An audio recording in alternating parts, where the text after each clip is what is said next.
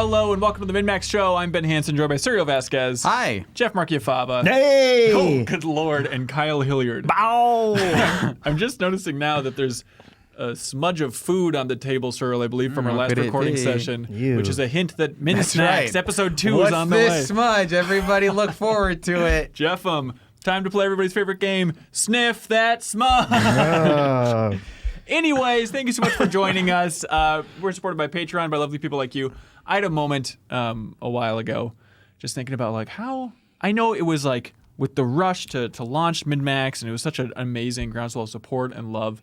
And I was just thinking the other day about like how nice is it that there's just no corporations involved, no interest. Like I just was hit by this wave again of like we've got such a pure thing rolling here thanks to everybody and their generous support. And if everybody decides, see ya, we'll die.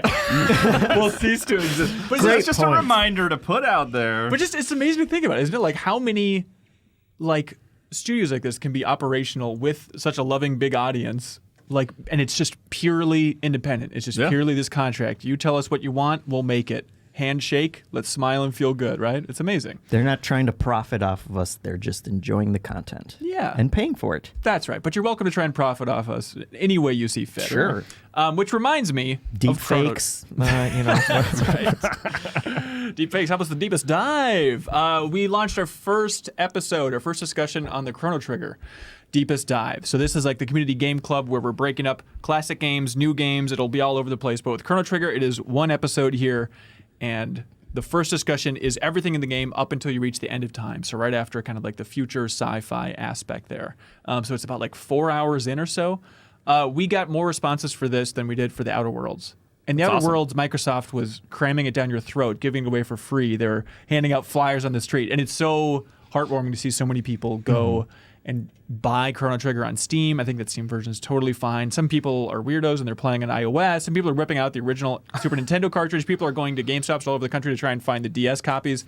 So however you found it, thank you so much for playing along. Use Amazon if you can. Sure, I guess if you want to. But that is on the YouTube channel, which is youtube.com/MinnMaxShow. YouTube.com. Two ends. I think. And then we have the audio version in the Patreon exclusive podcast feed. So if you're a Patreon supporter, you get access to this podcast feed and all of the Max spoilers, stuff like that go up in there. But turns out it's very fun to talk about Chrono Trigger in depth. And hey, here's a secret. It holds up better than you think. But thanks again for everybody for writing in on that. We're going to fly throughout the rest of Chrono Trigger. So the next episode of The Deepest Dive is going to be next week. It's going to be on January 29th. And so we'll have a post up on the 27th. And so for the next installment, get up until you reach the Kingdom of Zeal. You'll know it if this is your first time playing Kingdom of Zeal. You'll see floating islands and a town called Enhasa. When you get there to the Kingdom of Zeal, stop playing, and then leave some very insightful feedback. Delete your save file. That's right. Yeah. We're looking for specifics. So your favorite thing, tiniest detail, favorite moment, most frustrating thing, like get specific, and there's a good chance that we'll read your response on the next episode of The Deepest Dive. Okay, also more table setting. MinnFax, which is our weekly Q&A for $20 supporters on Patreon. The next episode is going to be a doozy. That's going to be January 26th at 6 p.m. Central. That's a Sunday compared to the normal Monday recording. And this is going to be the different one where we're going to do a call-in show. So if you're a $20 supporter, even if you sign up right now to be a $20 supporter, only for 1 month, that's totally fine with us, then you can call in and we'll have a nice chat with you, and that'll be on that MinnFax episode. I hope you guys can join me as well, but I'm happy to monologue. I think it'll be like a Loveline vibe of just like calling folks in, rotating through everybody. So now's a good time. Is this what this all has been building up to? Yeah. Is you trying to reboot Loveline? Finally. That's right. Now, pure of heart, I'm the oob to Loveline's boo. Anyways, By the way, that's you should for watch this the discussion most here. recent season of Masked Singer, by the way. You should check that out. Dr. Drew's on it? Yeah. Yeah, I figured as much. Anyways, check that out from MinnFax. It'll be a fun time. You get access to the Discord as well, which is a great time. All right, Dragon Ball Z Kakarot. The biggest game of the year so far. It's wild. Yeah. All right, we've all been playing it. We'll talk about that. Then I want to talk a little bit about Darwin Project, which is Hunger Games inspired, finally out of early access. Sergio Vasquez, you want to talk about Tokyo Mirage Session, Yes. which just got a Switch port. Sweet. Some other stuff in there as well. We're going to talk about Knights and Bikes. But why, we say? Well, there might be a secret reason why. And then a bunch of wonderful pieces of community feedback in the back half of the show. Thank you so much. Okay, Dragon Ball Z Kakarot. Jeff, I'm the most curious about your take, because we love Dragon Ball. There are few stories that I've played through as many times as all of the sagas from Dragon Ball Z. It's just, I've beaten my head against a wall playing so many Dragon Ball games throughout my history. Some I loved. For the one that really captures it. I think so. I think Fighters, I think, is the best Dragon Ball game. But I guess just to tip my hand before you're allowed to speak, I think Dragon Ball Z Kakarot is the second best Dragon Ball game ever made. I started out skeptical, and I've really grown to really enjoy my time with it. But Jeff, I'm curious about your experience so far. Yeah. No, I have been enjoying it. The first night I only played for an hour or two, and I was like, wow, this is much janky. I guess I don't know what my expectations were going in, but I came out of it thinking it's janky. I don't know if I want to keep playing it. Yeah. And as I continued to play it, I kind of started to understand some of the more obscure systems in it. There's a lot of weird stuff going on there. The soul emblems and community boards. Board, they really filtered out slowly of just where there's potential depth in some of these systems. Or even upgrading your special abilities. Wait, there's a whole skill tree for each move that I have? What is this hiding in here for? Which isn't as clear as you would think that you'd want it to be in terms of unlocking them and then registering them to your palette, your superpower palette. But then not only going off the skill tree unlocking them, but then also it's then you need to train and actually beat opponents if you want to actually unlock a higher version of that, which is a cool system, because it's if you can beat these people that are a higher level than you, you can unlock this huge upgrade for your powers. So have at it. Which is a cool way of doing it. Yeah, definitely. I've never seen that in a game before. And so as I continued to play it, and again, this is my first time really being introduced to the Dragon Ball story. Like I said, I had researched some of the characters for a column that I did a long time ago, but I didn't really understand the lore behind them all. You just wanted to make fun of, why does Goku have dumb hair? Yes, exactly. Precisely the kind of important, impactful work that I was doing back then. Wit. But I really started to enjoy the story, and I started to enjoy the gameplay more, and I think I am fully on board now. I got to a weird point where I kind of completed that first story arc. Yeah, the Saiyan Saga. Yeah, so now I'm to the beginning, and now I have to play Chrono Trigger a bunch and all these other things, but I do still want to get back to it and play more of it. So it's an interesting structure where it is a representation of the full Dragon Ball Z storyline in exhaustive detail. I mean, it is Boo, right? Yes, it is stunning, the level of detail that they go into with this story in a way that's never been shown in a Dragon Ball game before. You could argue Attack of the Saiyans, which is a surprisingly good DS RPG. Speaking of Chrono Trigger, it's kind of in that vein, and it's from Monolith, the Xenosaga folks. Xenoblade folks. But that just focuses on the Saiyan Saga, so that's pretty in depth, but doesn't have the scope of this, right? But yeah, just for the amount that it covers, it goes through all the sagas, and then in between the sagas, they have what I think they call intermissions, where it's go explore. And starting the game, it had so many prompts where it's hey, this is a game designed to be played your way. Go out and explore, have fun, see what you can uncover. And it's okay, but you're kind of leading me along. And then it's I think what they're going for is those intermissions seem to be the heart and soul of what CyberConnect 2 sees as the core of this game. Yeah. You can start leveling up your character and try and find those places to train and learn new moves and stuff like that, all kind of in between the story stuff, which I've actually been enjoying the story stuff a lot. So that I'm really happy to hear that, because I love the Dragon Ball Z story, and playing through it now, it's fun for me to be I remember that part, but there are moments of legitimate impact that I had watching that show. Goku defeating Vegeta the first time was a huge deal. I was on the edge of my seat watching that final. It was on the news. It was on the news. But it's but watching it now, I'm kind of I wonder if someone like Jeff, I'm playing this really feels the impact of that, or if is it just kind of does it feel shallow? Do you only like it because you watched it when you were a kid? Is it my nostalgia that's making me enjoy this, or is it fun to actually enjoy the story without watching the show? Yeah, it's fun. I wouldn't say that I was on the edge of my seat or anything like that, but it is kind of, you go from, and I think they do a good job of kind of setting them up as a series of fights that kind of you can tell it was fighting game inspired. Yeah. And, you know, I mean, I guess the entire series is kind of built on that kind of these big matchups between characters. And I think they do a good job of kind of interjecting the story between them and moving you from one to the next. And you can tell just how completely ridiculous it gets, and your moons are exploding and people are turning into giant apes and everything like that. Yeah, it is, man. So I did the math here apparently, and so it's around a 30-hour game. Seems like How Long to Beat has Kakarot at 32 hours. Like, this thing is huge, right? Okay.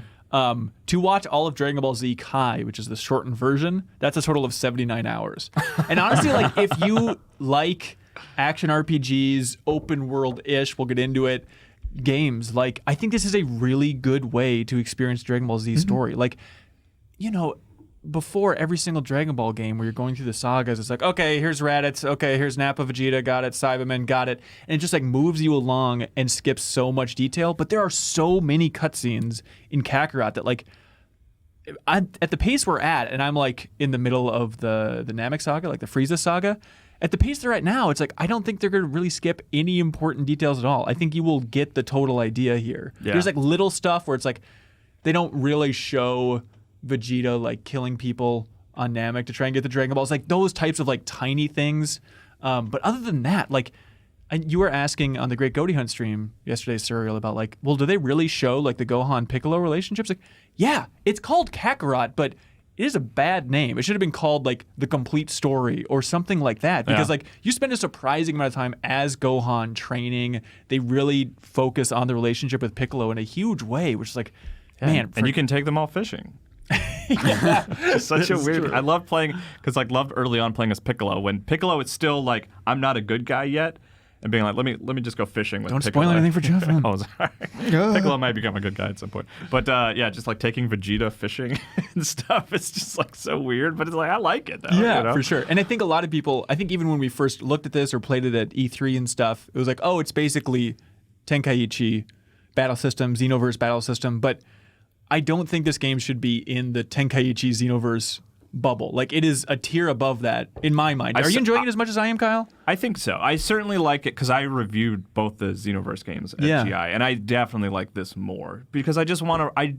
That's what I want. I want to be like, the combat is very secondary to me as much as like just rolling around, flying, and those elements that are important to me of like, how does flying feel, how does sprinting and jumping feel? Yeah, like they feel pretty good. I mean, they're not like amazing. It's sprinting not like, feels great. Jumping's always like, why do I have to jump the size of a skyscraper? I just want a little hop onto this mountain, and now I'm all over the place. But so like I like that stuff, and it is. I'm impressed at how exhaustive it is. Like, it's insane. Like they are skipping. It's not 100% like going to Namek. They skip. I think you were asking about it in the stream, Serial. Like if they stop at the false planet where they think they go to Namek, they completely skipped that stuff. You know what I mean? Which is fine. It's Which almost is like good, it's you like know? another iteration of the Kai editing process Yeah. for this, right? Yeah, and then you don't get to hang out on King Kai's planet, you know, which I was like, I was bummed about, but I was like, man, that's like, they gotta basically get a Mario Galaxy engine in there. Yeah, they want to tech. make that, because like King Kai's planet's like a small globe that you can circle. Oh, I back know. through. Okay, I was just making sure. I know But if that Jeff, came what's through. funny is that it has one road going around, though. It's much Yeah, and he has a car. And But- a car for some reason. And you didn't get to meet Gregory. I'm sorry. Yeah. Oh, yeah.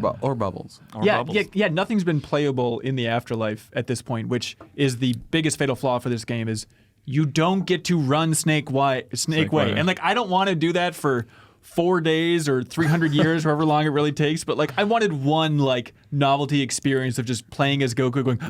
What if there was a guy who rolled up and said, "Hey, what if you race me across Snake Way and he just happens to be a motorcycle?" Okay, And so his then name's there's a Johnny. special sequence. Calls Yeah. you baby a lot. That's yeah, right, the only way you yeah. can win is if you awkwardly Bump baby into him, bump yeah. off the top of him. Yeah, I mean that's the thing is like starting out too. It's like, oh, this thing is sloppier than I imagined and bigger than I imagined, and it got out for a rough start for me. Like I was like, okay, this is the type of game that I could see myself really defending if I was 14. But like, boy, it's pretty clunky. It's segmented in such a weird way in the beginning. The environments are blah. The voice lines keep going over and over again. Like you get to hear Gohan say like, "I'm so hungry," like 500 times. Well, he's hungry, and that's a man. problem throughout the entire game is just looping voices.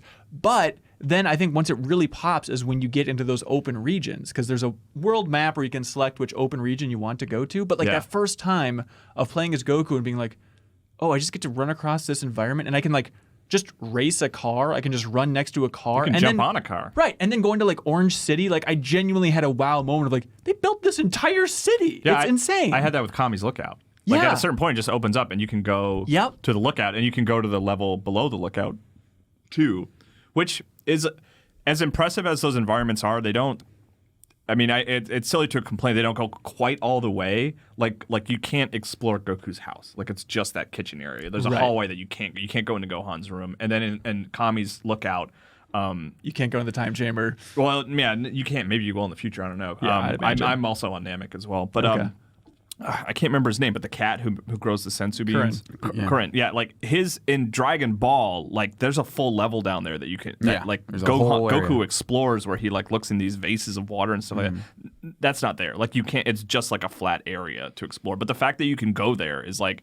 It's such a dumb thrill that I love. Like if it's for licensed games, it's like I just want to walk around in the areas that I Yeah. recognize from these shows or movies, and it does that. You Yeah. know? Obviously, Earth is a lot more exciting than Namek, where it's like, oh, Namek.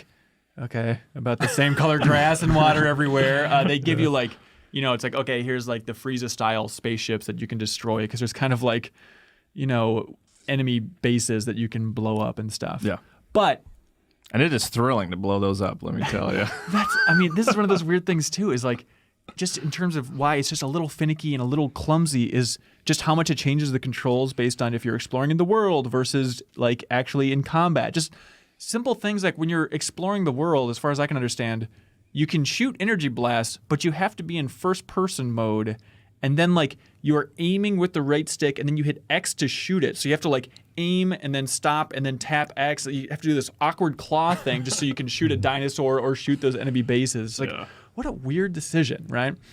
Dinosaurs running around. We should at least That's mention super that. fun. Yeah. I love that stuff. Oh, Jeff, I'm sorry. Do you want to hug your mic? Yeah, well, it's been like 15 minutes, so it's about time. Surreal, what do you think of this thing so far? So I haven't played as much of it as you guys. I think I'm maybe an hour in. So like I'm still at the point where you guys were, where it feels kind of rough. Like the controls don't Yeah. feel super consistent. Like I'm having a little bit of trouble like figuring out like enemy signals during combat. Like during our stream, we kind of tried to figure out like, okay, when he's glowing this color, do this, and like there's a lot of like, okay, when this person's doing this, do this specific thing. Yeah. Like it feels kind of rigid in that sense. But I haven't obviously done a ton of fighting. But I'm glad to hear that you guys think that that gets better. Once you get over that hump of like, okay, now I'm kind of used to what I'm supposed to do. Yeah. That it gets better. But like, yeah, like a lot of the voice acting, it feels like the editing of line reads feels kind of rough. Where it's like, okay, we're gonna say this thing. Now both of our character models will turn and rotate, and now we get to say the next thing. Yeah. Like it Right. like that kind of Activate scripting. scared animation. Yeah, Activate exactly. happy So, animation. I think it's a great looking game overall, but definitely some of those, like, they have so much dialogue to get through that there's a lot of just locking the camera off. Let's have Bulma talk to Krillin for 3 minutes here. Yeah. Have you guys been hitting bugs at all? It's crashed a couple times on PC for me. I had when there was the point where you're Vegeta, you have to go talk to Vegeta and Nappa. It gives you like you can explore a little bit and level up, and then you go talk to them. Yeah. For whatever reason, the icon just disappeared, like to go find them, and like I reset the game and tried to find, and then basically what I ended up having to do was like pull up a walkthrough of someone playing the game and pinpoint on the map about where they were. And then, like, I could go find them. But, like, the thing weird. just disappeared. And then I'm going to try this. We'll see if this works. I had, during a cutscene where, it was like the cutscene where I had defeated Vegeta. Yeah. And, like, you could get a number of cutscenes there, which is cool. Like, they really take the time to animate those, like, those bigger sequences. And I just had this thing happening where, like, I don't know if, like, a little piece of geometry got stuck or something, but there was just this really loud like grinding just like going on in the background of like what amounted to about like 5 minutes worth of cutscenes. Oh, great. Well, torture us, please, Yeah, Daddy. well, I won't play a lot of it, but okay. So this sound is just playing over these moments of like Goku giving Krillin the spirit bomb. Really? Like it's just, and it was like you could hear. Oh boy. Just that happening in the background, and it was like it was such a bummer because it was like the whole sequence of like Goku trying to convince Krillin to let Vegeta go, and it's just like loud rumbling happening in the background. It's like, oh boy, you guys are playing on Xbox? Xbox, yeah. And I it's been fine, except the only glitch that I had was in in the first area, you kind of go fishing with Gohan, and then you're saying, Goku says like we should get back, but you can decide to stick around in that area. And I ran back up to where it started, and there was another Goku just like frozen, I had the same standing thing there. too. Yes, and I was like, is this some joke? Like, what is happening here? Yeah, Goku. like that's where you spawned in, and it kind of just respawned you there, but then it's just motionless. But other than that, I haven't run into any problems. Yeah, So. I think other critiques is just like, I like exploring the open regions, and it seems like CyberConnect's trying to get you to celebrate, like, oh, you can go anywhere and do so many things. And like, there are little side quests you can go on, which is kind of fun. Like, okay, here's Pilaf and the gang, you can help them. Or like, here's the martial arts announcer just like sitting out with his car in the middle of nowhere. Or like, my favorite was Baba is out there, and you talk to her as Gohan, and it's like, read my fortune, Baba. And then Baba's just like, well, you got a tough life ahead of you. Like, it was like that was cool. it's just a strangely emotional moment, but like, your life is going to be very difficult and a series of brutal challenges, and you'll never be happy. Okay, goodbye, Gohan. Like, it's brutal. Then you'll have to deal with finals. Yeah. I found Launch as well, like, because she actually gets integrated in the story at a certain point, but like, I found her just hanging around on the edge of a cliff, and she's like, oh, I crashed my car. And I was able to like go walk down the cliff and go find her crashed car. Oh, that's cool. I didn't like, you don't get anything for that. There wasn't like, tangible reward, but I was like, that's cool. Just like a little moment here of I think there Launch. was like a power up down there. Was there? something. Okay. How elaborate maybe I are those forgot. quests? Because when I played it at E3, it Very definitely simple. felt like, like you talk to this person, oh, I need you to go get me the thing, and then you walk over to another part, and then you bring it back to them. It's pretty much that. Like, they might like have, oh no, you need to fight more of those robots from Dragon Ball flying around. It's Yeah. like you're fighting the same enemies a fair amount. But the good news is that like on Namek at least, it's like, okay, there's so many of Frieza's goons that like there's slightly more variety there. Yeah. I liked the side quest where you had to find porn for Goku's master. That's right. And then it turns out that porn is just one of the major currencies in the game. Like it's Dragon Ball, man. It's just a present that you can give to people to upgrade your adult rating. That's which right. Is just a thing. And that's on the community. Community board. Yeah. So like, So Master you can Roshi's. stick all the perverts in that section, I guess. And Okay, so we got Chaozu, we got Bulma, Master Roshi, Characters in Yamcha. the game, is that? that are perverts. Oh, that are perverts. Yeah. Okay. I think that's about Yamcha, covers I it. guess. Yamcha, well, he's more just a desperate loser. There's also, you can, as Gohan, you can find Poir, and he's kind of like, we've never met. I don't Yeah, think. there's a It's lot just of introductions, which are I like fun. those kind of things. I Yeah. also saw someone tweeting, apparently there's lore for why some people are animals. Like, What? There's a bit of dialogue where they're like, yeah, we took the beast potion so that we could become beast people. What? Yeah. Has that ever been established? I don't think think so. so. I mean, because there's just like anthropomorphic animals in Dragon Ball. Like, there's a Yeah. cat Yeah, This is a mayor, midichlorian stuff. I'm not down with this. yeah, I don't know because I brought up the moon thing yesterday too that you were Yeah, Piccolo surprised by, blowing up and the I don't moon. know if they're just making up lore. Well, he's saying or- that there was lore that revealed that wasn't the real moon that Piccolo destroyed. Which, Yeah, where'd you find that? Was that like it was in the game. someone like in the, because there's like in there's like that, the codex or whatever Okay, that yeah. explains stuff. There I was need to go through there some was of a that little stuff. note that just said actually Yeah. it was an illusion, weird. and apparently that the illusion of the moon blowing up was enough to biologically change. It's a Gohan placebo, back into a kid. dude. I guess so. Well, yeah. I wonder if it's because like Master Roshi was the first to blow up the moon, but like then I wonder if the moon that Piccolo destroys is like a fake moon that they used to replace the moon, and that's what that's it's a alluding to. projection. It's like Could be. the Earth's second moon or whatever. there is a person in town who, there's those characters who just have, they don't speak or anything when you go up to them, but they'll have dialogue bubbles Yeah. over their head. And there's one person who was like, oh, the moon blew up. And that's like, Yeah. that's more than anyone has ever acknowledged the moon in any. And that's like, the in thrill, is like show. talking to those random people, like trying to explain it to Jeff. I'm like, we've never really been able to do this in a big way in a Dragon Ball game. Just like walk around town, talk to people, shop, Yeah, those are the people who are like, whenever something's going on and like the world is getting destroyed, you see like one reaction shot of like, oh my gosh, and then like those are the people you can talk to in this game. It looks like.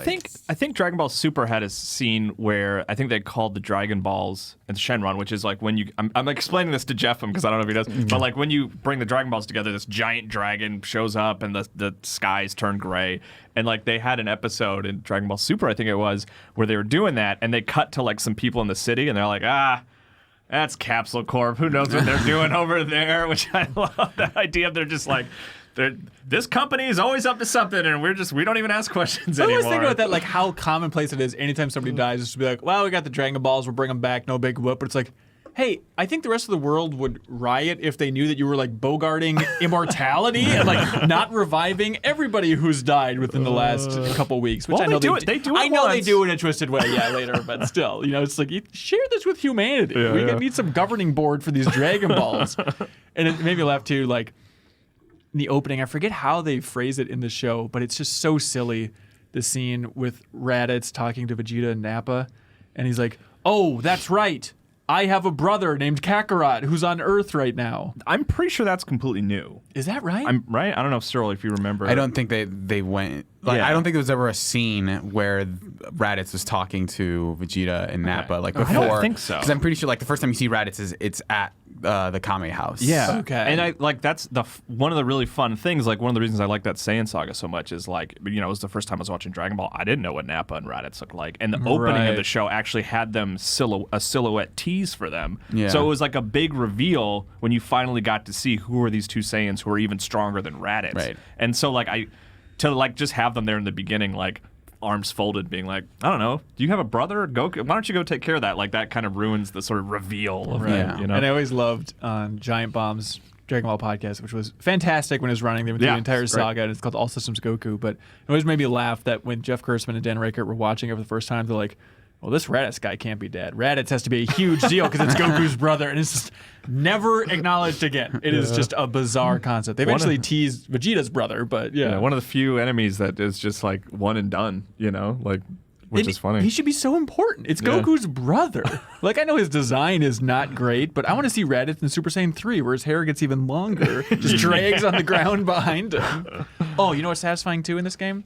Is popping that Kaioken. Like, I can't wait to have Super Saiyan, but like popping that, or even like doing the charge up to the point that you Kaioken. yeah, but like doing the charge to the point that it's like brah, and you just do like the full energy break. Like just being able in a game like this to have that trigger when you want it, and I feel like it's all really satisfying. Or even just small things in combat are still satisfying to me, even though I've done them so many times at this point. Of just like charging in and flying top speed towards somebody and then just like punching them, or doing the warp behind and hitting them into the ground. Like, I know it's a little bit repetitive at times, but I was expecting much more of that Tenkaichi, like awkwardly floating at a 45-degree angle and punching up. And I feel like the combat in this game is best if you just don't worry about flying up and down in the combat. Like, try and stay on one plane just to alleviate that jank. And I've had a lot of like fights where it's like, I think that was actually really cool looking. I think I pulled it off. Yeah, and it is pretty button mashy, but there's enough strategy there. Yeah.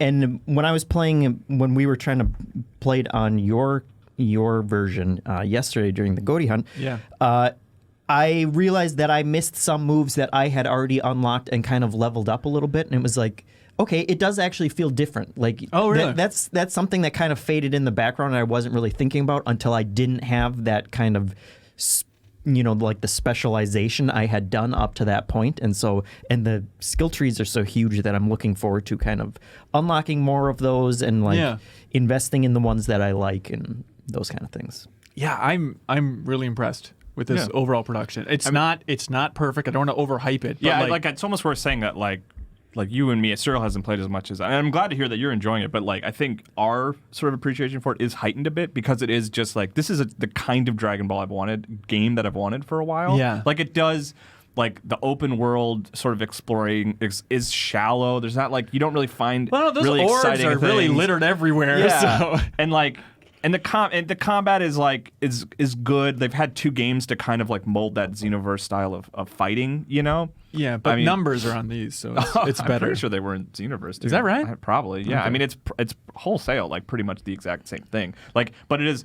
I do like it a lot more than the Xenoverse games because Xenoverse was all about that combat, so it got repetitive really quickly. Where this, like, you get to break it up with like exploration, so Right. it doesn't feel quite as repetitive, which is nice. Yeah. But yeah, like I'm enjoying the game and I'm really liking it, but there are definitely like cut corners. It doesn't feel like this big, huge budget game or anything. There are moments where it like feels like there's not much to find in the open world. Ultimately, is maybe like the biggest knock against it. It's Right. like there's orbs around and So like many orbs. and you so can many rings to fly through. pick up materials and stuff. But it's I don't like, understand what all those gears are for yet. Am I well, building something? later? Because you have that tree with Bulma, where you start like there's going to be things that you can use to like build with that later. I think it's Okay. kind of like a cooking system, but you're like building Right, stuff. You just okay. haven't gotten to it yet. Yeah, So, yeah. Other than the pieces to build the spaceship to go to Namek and Yeah, stuff. yeah.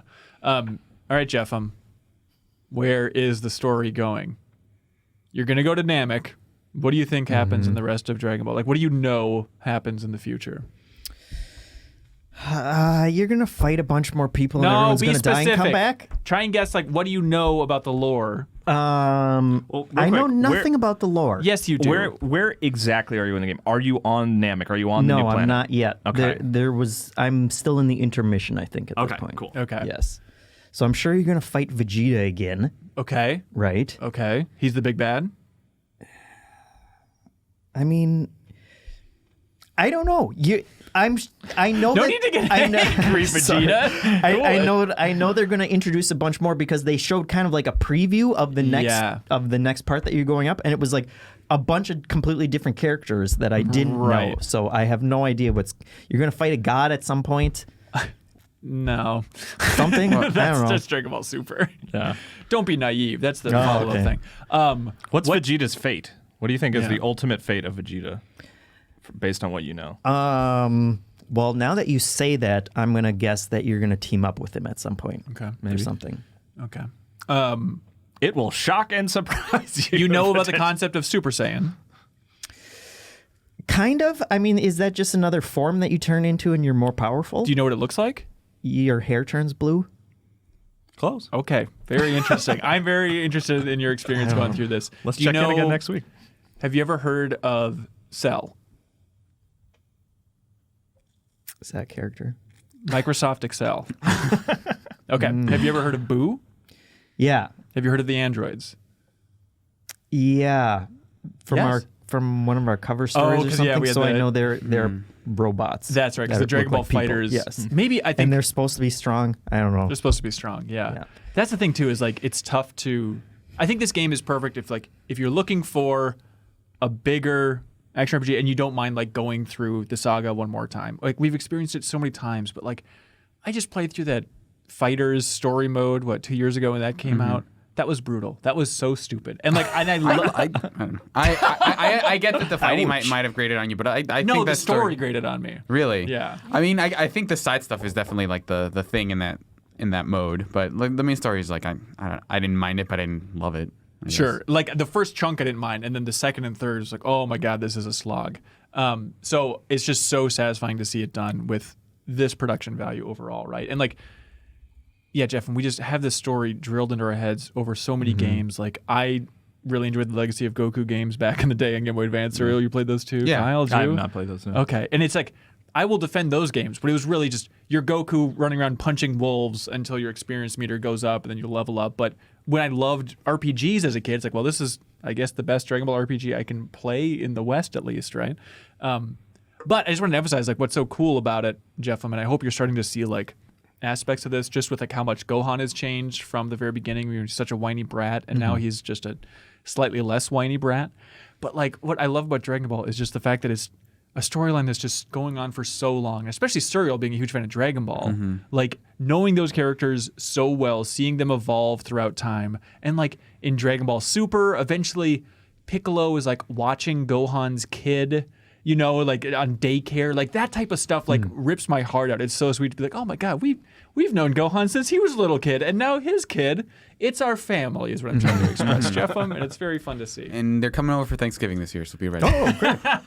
Yeah, but I do think it does a good job of kind of telling an abridged version of that, from at least from what I can tell, and like hitting all of the important beats. Like I feel like I have a very good understanding of that first story arc now at this point. Yeah, and I I think you know really do. and I know all the important characters in Yep. it. And I feel like it's something that I'm not going to forget at this point. And like if someone brings up Krillin, you know, a year from now, I'll be like, oh yeah. Like I remember all the connections. And the game has these insane flow charts. Have you seen that in there? Yeah, Where it's cool. It looks like something we would have created at Game Informer to like make fun of how convoluted everything is with like all the connections between people. Yeah. But and and they apparently have one for every story arc. But when I looked at the full map, and it's like, this is absurd, and there are lines going all over, but I understood all the connections at that point, and that was cool. It's like, so Krillin absurd. and Goku will say like childhood friend, and it'll have like Goku and Vegeta will be like defeated Goku, and Vegeta will have like a branch coming off him, like killed Nappa and stuff, and it's like really dense. So I was impressed by it. Yeah. Oh wow, that's confusing. It's crazy to think about CyberConnect 2, the developer of this game, because they go back, but most notably is they were working on the Final Fantasy VII remake, and then they were pulled off that remake a couple of years ago, and it was a very confusing thing. Like Square said, we want to bring Final Fantasy VII's development fully in-house, not partnering with CyberConnect anymore because we want to focus on quality. And there's like an old interview from 2015 with Katase where... Who's Katase? He's the original director of Final Fantasy VII. Now he's like the producer, but he directed a lot in the middle of Final Fantasy's run. But he was talking about like how him and Nomura had an argument with CyberConnect 2 because despite them partnering with CyberConnect 2 because they said that they understood video production really well, so they wanted their expertise in trailers and stuff. They said that like the first reveal trailer for the remake of 7 was not up to par and it wasn't the tone of Final Fantasy they were going for and stuff. And so this Famitsu interview from 2015, they were complaining about it back then. And then there were like there's this weird leak where this Dan Tsukasa guy, who's an art director working in Tokyo, I guess on Reddit, he was talking about how when Square took the project back from CyberConnect 2, that they scrapped all of CyberConnect's work on the Final Fantasy VII remake. Like they didn't save any of it because they said it was so subpar overall, which is brutal. And then that Dan guy, his Reddit account and his Twitter account were just like gone. He's just like scrubbed free from the internet. It was a very weird saga several years ago. It got to him. But it's just fascinating to think about CyberConnect 2. They made a bunch of Naruto games. They made Tail Concerto, which is a very Mega Man Legends And those inspired Naruto game. games are Azura's solid. Wrath. Azura's Wrath, yeah, for sure. But it's crazy to think about them working on Final Fantasy VII, which is a huge project, and then they're like, okay, well, let's just go for part 1. Let's really just focus on Midgar, right, for the remake. Maybe a little bit more, we don't know. And then to go from that project, getting S-canned from it, and then being like, okay, Dragon Ball Z Kakarot, well, it's a huge story, and they're like, F it, let's do the whole thing. I think it's like, it's commendable that they're like, we're going to release all of this. It is such an absurd amount of work to get all of the sagas. They very easily could have done up until the end of the Frieza saga. I don't think anybody really would have complained too much. But they bit off so much, and it seems like the opposite of what they went for with Final Fantasy VII in the remake. Yeah. I'm curious to see NPD for like next month and see where Kakarot lands. Yeah. I'm pretty certain it'll be up there, and I'm pretty certain it'll be high. Like it's like I think Dragon Ball gets underestimated sometimes, you know? I think also so many Dragon Ball fans are like, they're a little beaten down, you know? I think they're a little bit like, okay, I've had so many messages of people being like, should I actually look into this? Because so many people are Dragon Ball fans, but we've just been burned so many times, and like there's been so many rallies of like, no, this Dragon Ball game's good, but not really. And I do feel like this is a notch above almost anything that they've ever produced. It's the most fun I've had with a Dragon Ball game in a while, discounting fighters just because I'm not a big fighting game fan. Right, but like this is like, this is what the Dragon Ball sort of approach I wanted. Open-ish world. Like I want to be able to fly around. Was important to me, you know? Yeah, absolutely. So hey, hats off. I'm gonna keep playing it, and I wanna check in on the storyline with you every once in a while, Jeff. All right. Well, don't ask me next week because I'll just be talking about Chrono Trigger. But For the deepest dive. That's close enough, you know, to Dragon Ball. It really is. I mean, is that a bizarre experience to be like submerged in the world of Toriyama here for the first time? I guess they don't feel that similar to me, but I'm going into both of them as completely new things. So Right. Sergio Vasquez, Tokyo Mirage Session. Speaking of intermissions, Oh, interesting. So this is a Wii U game that I started, and I remember thinking like, oh, this is a lot better than people are giving it credit for, and then I didn't get that far. so this is Tokyo Mirage Sessions #FE Encore. Yeah, no, we know. We all know the full title. No, I was explaining it for Jeff since he's new. Right. and I just threw up in my mouth a little bit. So this is a Fire Emblem / Shin Megami Tensei crossover, but I think so far it feels like it's 90% Shin Megami Tensei. So it's like And very Persona. As well. like I mean those games are kind of similar in like structure, but you know very different in tone. But I think this honestly it feels like it leans more towards Persona than Shin Megami Tensei. Yeah, I think the fact that they're in Tokyo and they're kind of like a little older than like the Persona kids basically, it feels kind of weird. But like, yeah, I think if you're kind of a Fire Emblem fan looking for another game, I don't think this is that. So unless you're into both series, which is, I don't know how big that cross section is. But I mean, I didn't know either, and I don't think it's going to be completely off-putting. Like, there's going to be a lot of there's nods that you're going to miss. I think Fire Emblem gets like some like aesthetic nods. So basically, what you're exploring dungeons as like a bunch of kids, and you have like a 3-member party, and so like instead of summoning personas, you summon like characters from the Fire Emblem world, but they're not even like so. The main characters.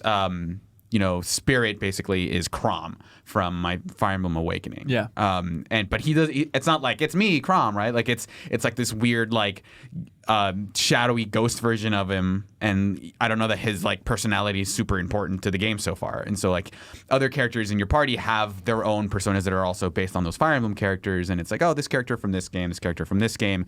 But there's not a whole lot of swapping. Like your main thing is that you're swapping between different weapons. So like, oh, here's the Falchion, here's like an iron sword, steel sword, kind of that kind of thing.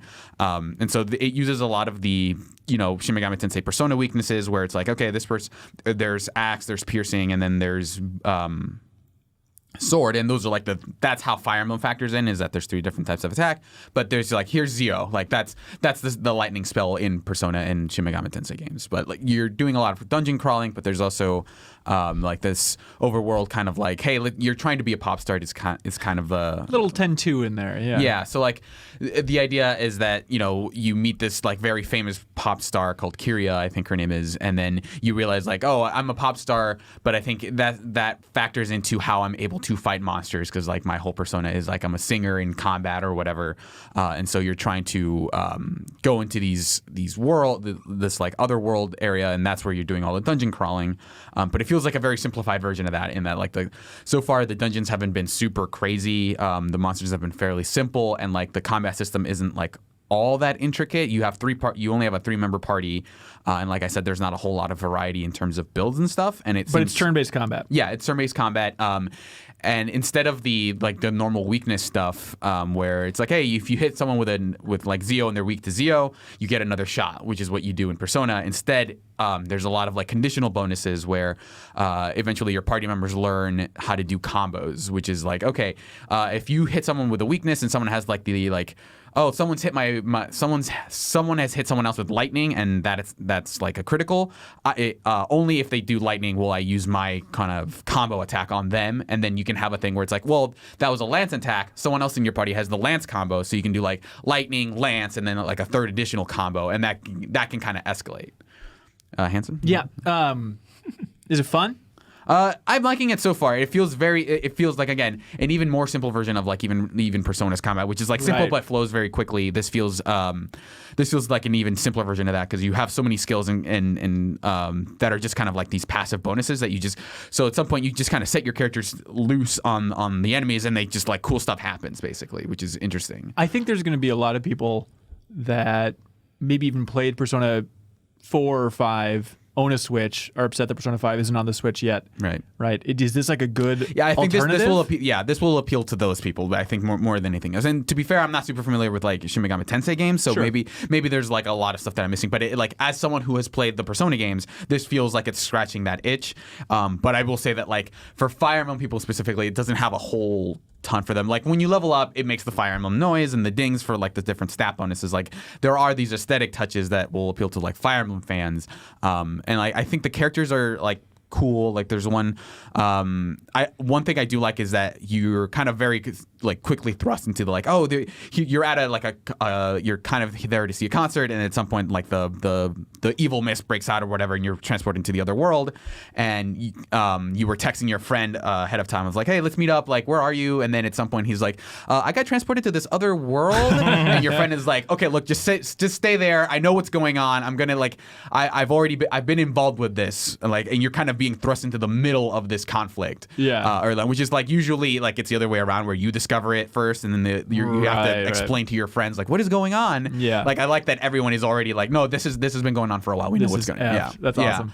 And so like there are, I think, 6 chapters, and so like I just beat the first main dungeon, and I have like a new party member, and then there are these intermissions between chapters that are basically like, hey, here's where all the side quests happen. You don't have to do them here, but and like they don't pertain to the story at all, but it's like it'll unlock special bonuses. So now you have a bunch of like, if you do a side quest for someone, it'll unlock like another passive bonus that'll help you out in combat, and that's where you learn about characters. Like, hey, here's this like that Kyria who's like she's very like kind of cold towards you. And kind of the first side quest you do is like, oh, I have like a tender side for like the stuffed animal that I lost, and so like you start revealing different aspects of the character, so you have that story based incentive to do that stuff as well. Yeah. But I'm enjoying it so far. It's not like they very explicitly tell you like, oh, try not to get over leveled because then you'll enjoy the game less, because it's like you have a training area where you can go and fight monsters and you can get these items that will immediately level you up. And so I think they're trying to go this feels like an introductory, like, hey, if Persona games are too hard for you, then maybe try this. So they're like, hey, don't do too much of the training, otherwise the game will be too easy. Tokyo Mirage Session. I like it's a perfect RPG for Switch if you're looking for something that's like 50 hours. Remember, like at the first reveal video for the Switch, they revealed Shin Megami Tensei 5, and they have not talked about it since, right? Yeah, I think you're right. Yeah. Maybe they gave some vague updates, but it's weird that they still haven't put even like a year on that game. They got to make another Persona Scramble, man. Yeah, and Persona 5 Royal. Yeah. People have been wanting that. I'm so glad this is out on Switch. Like, it's not even really my genre or anything, but like, it's great. Like, it's one of those games that, like, especially with Persona 5 becoming as popular as it did, like, it's one of those games that like I would mention to people and they'd be like, I had no idea that existed, because it's like it just was on Wii U. It died on there, you know. But it's like, with 3 houses out and Persona 5 like being, I know it's more Shin Megami than Persona, but that's all kind of like under the same umbrella a little bit. Like, it's great that this is on Switch, and it's another one of those things where it's like, I bet it will genuinely find new life on this new platform. I hope so, for sure. One thing I will say is that this does not have an English dub. So if you're the kind of person who likes, who for whatever reason doesn't like Japanese, like if you don't like reading the subtitles, then this might not be for you. But I'm enjoying the story. Like I end up just reading more than like hearing the voice acting, so it's not going to do much for me personally. But I'm enjoying it so far. I'm curious to see where it goes, and like just having it on Switch and being able to put on a podcast while I'm in the dungeons and stuff is like a cool way to chill out. Yeah. Do you remember E3 2017? No. Well, let me tell you all about it. I think that might have been the year I didn't go, actually. Oh, really? Yeah, could that have been the year? Was that the Breath of the Wild year?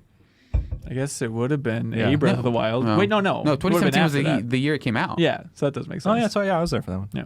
Anyways, was that the year that they could have revealed the Darwin Project? Oh my God, Surreal Vasquez, you're so smart. So during Microsoft's press conference, they had the Darwin Project, which, I mean, PUBG was just starting to really blow up. Fortnite was a glimmer in the mind's eye, as they say. But just started copying the work of PUBG down. Make it look different so it doesn't look like I'm cheating. The Epic developers first booted up PUBG and said, "What's all this then?" But they revealed this game, and it was like in the snow, and there was like some obnoxious commentator, and it was like, what is this? Okay, I guess moving on. Anyways, it's called the Darwin Project, and it's finally out of early access now, and it's on everything but Switch. And I really like it. It's like it's 10 battle player. Royale, I take it? Yes, it is very Hunger Games inspired, but what's cool is that it's just 10 players.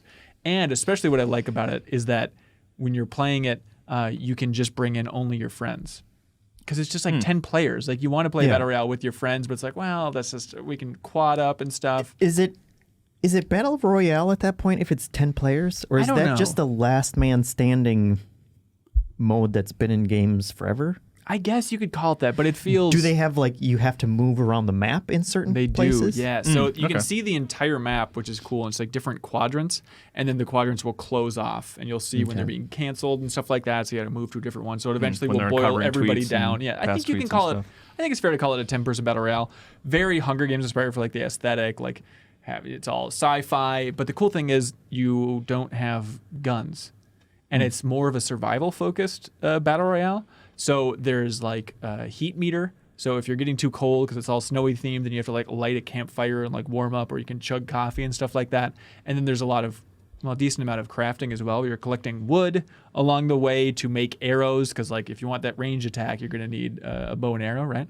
And then you also collect like Darwinium, this resource to like upgrade. Oh, I want my axe to do more damage, or I want my special ability to have a shorter cooldown, because you can do stuff like you can fly around.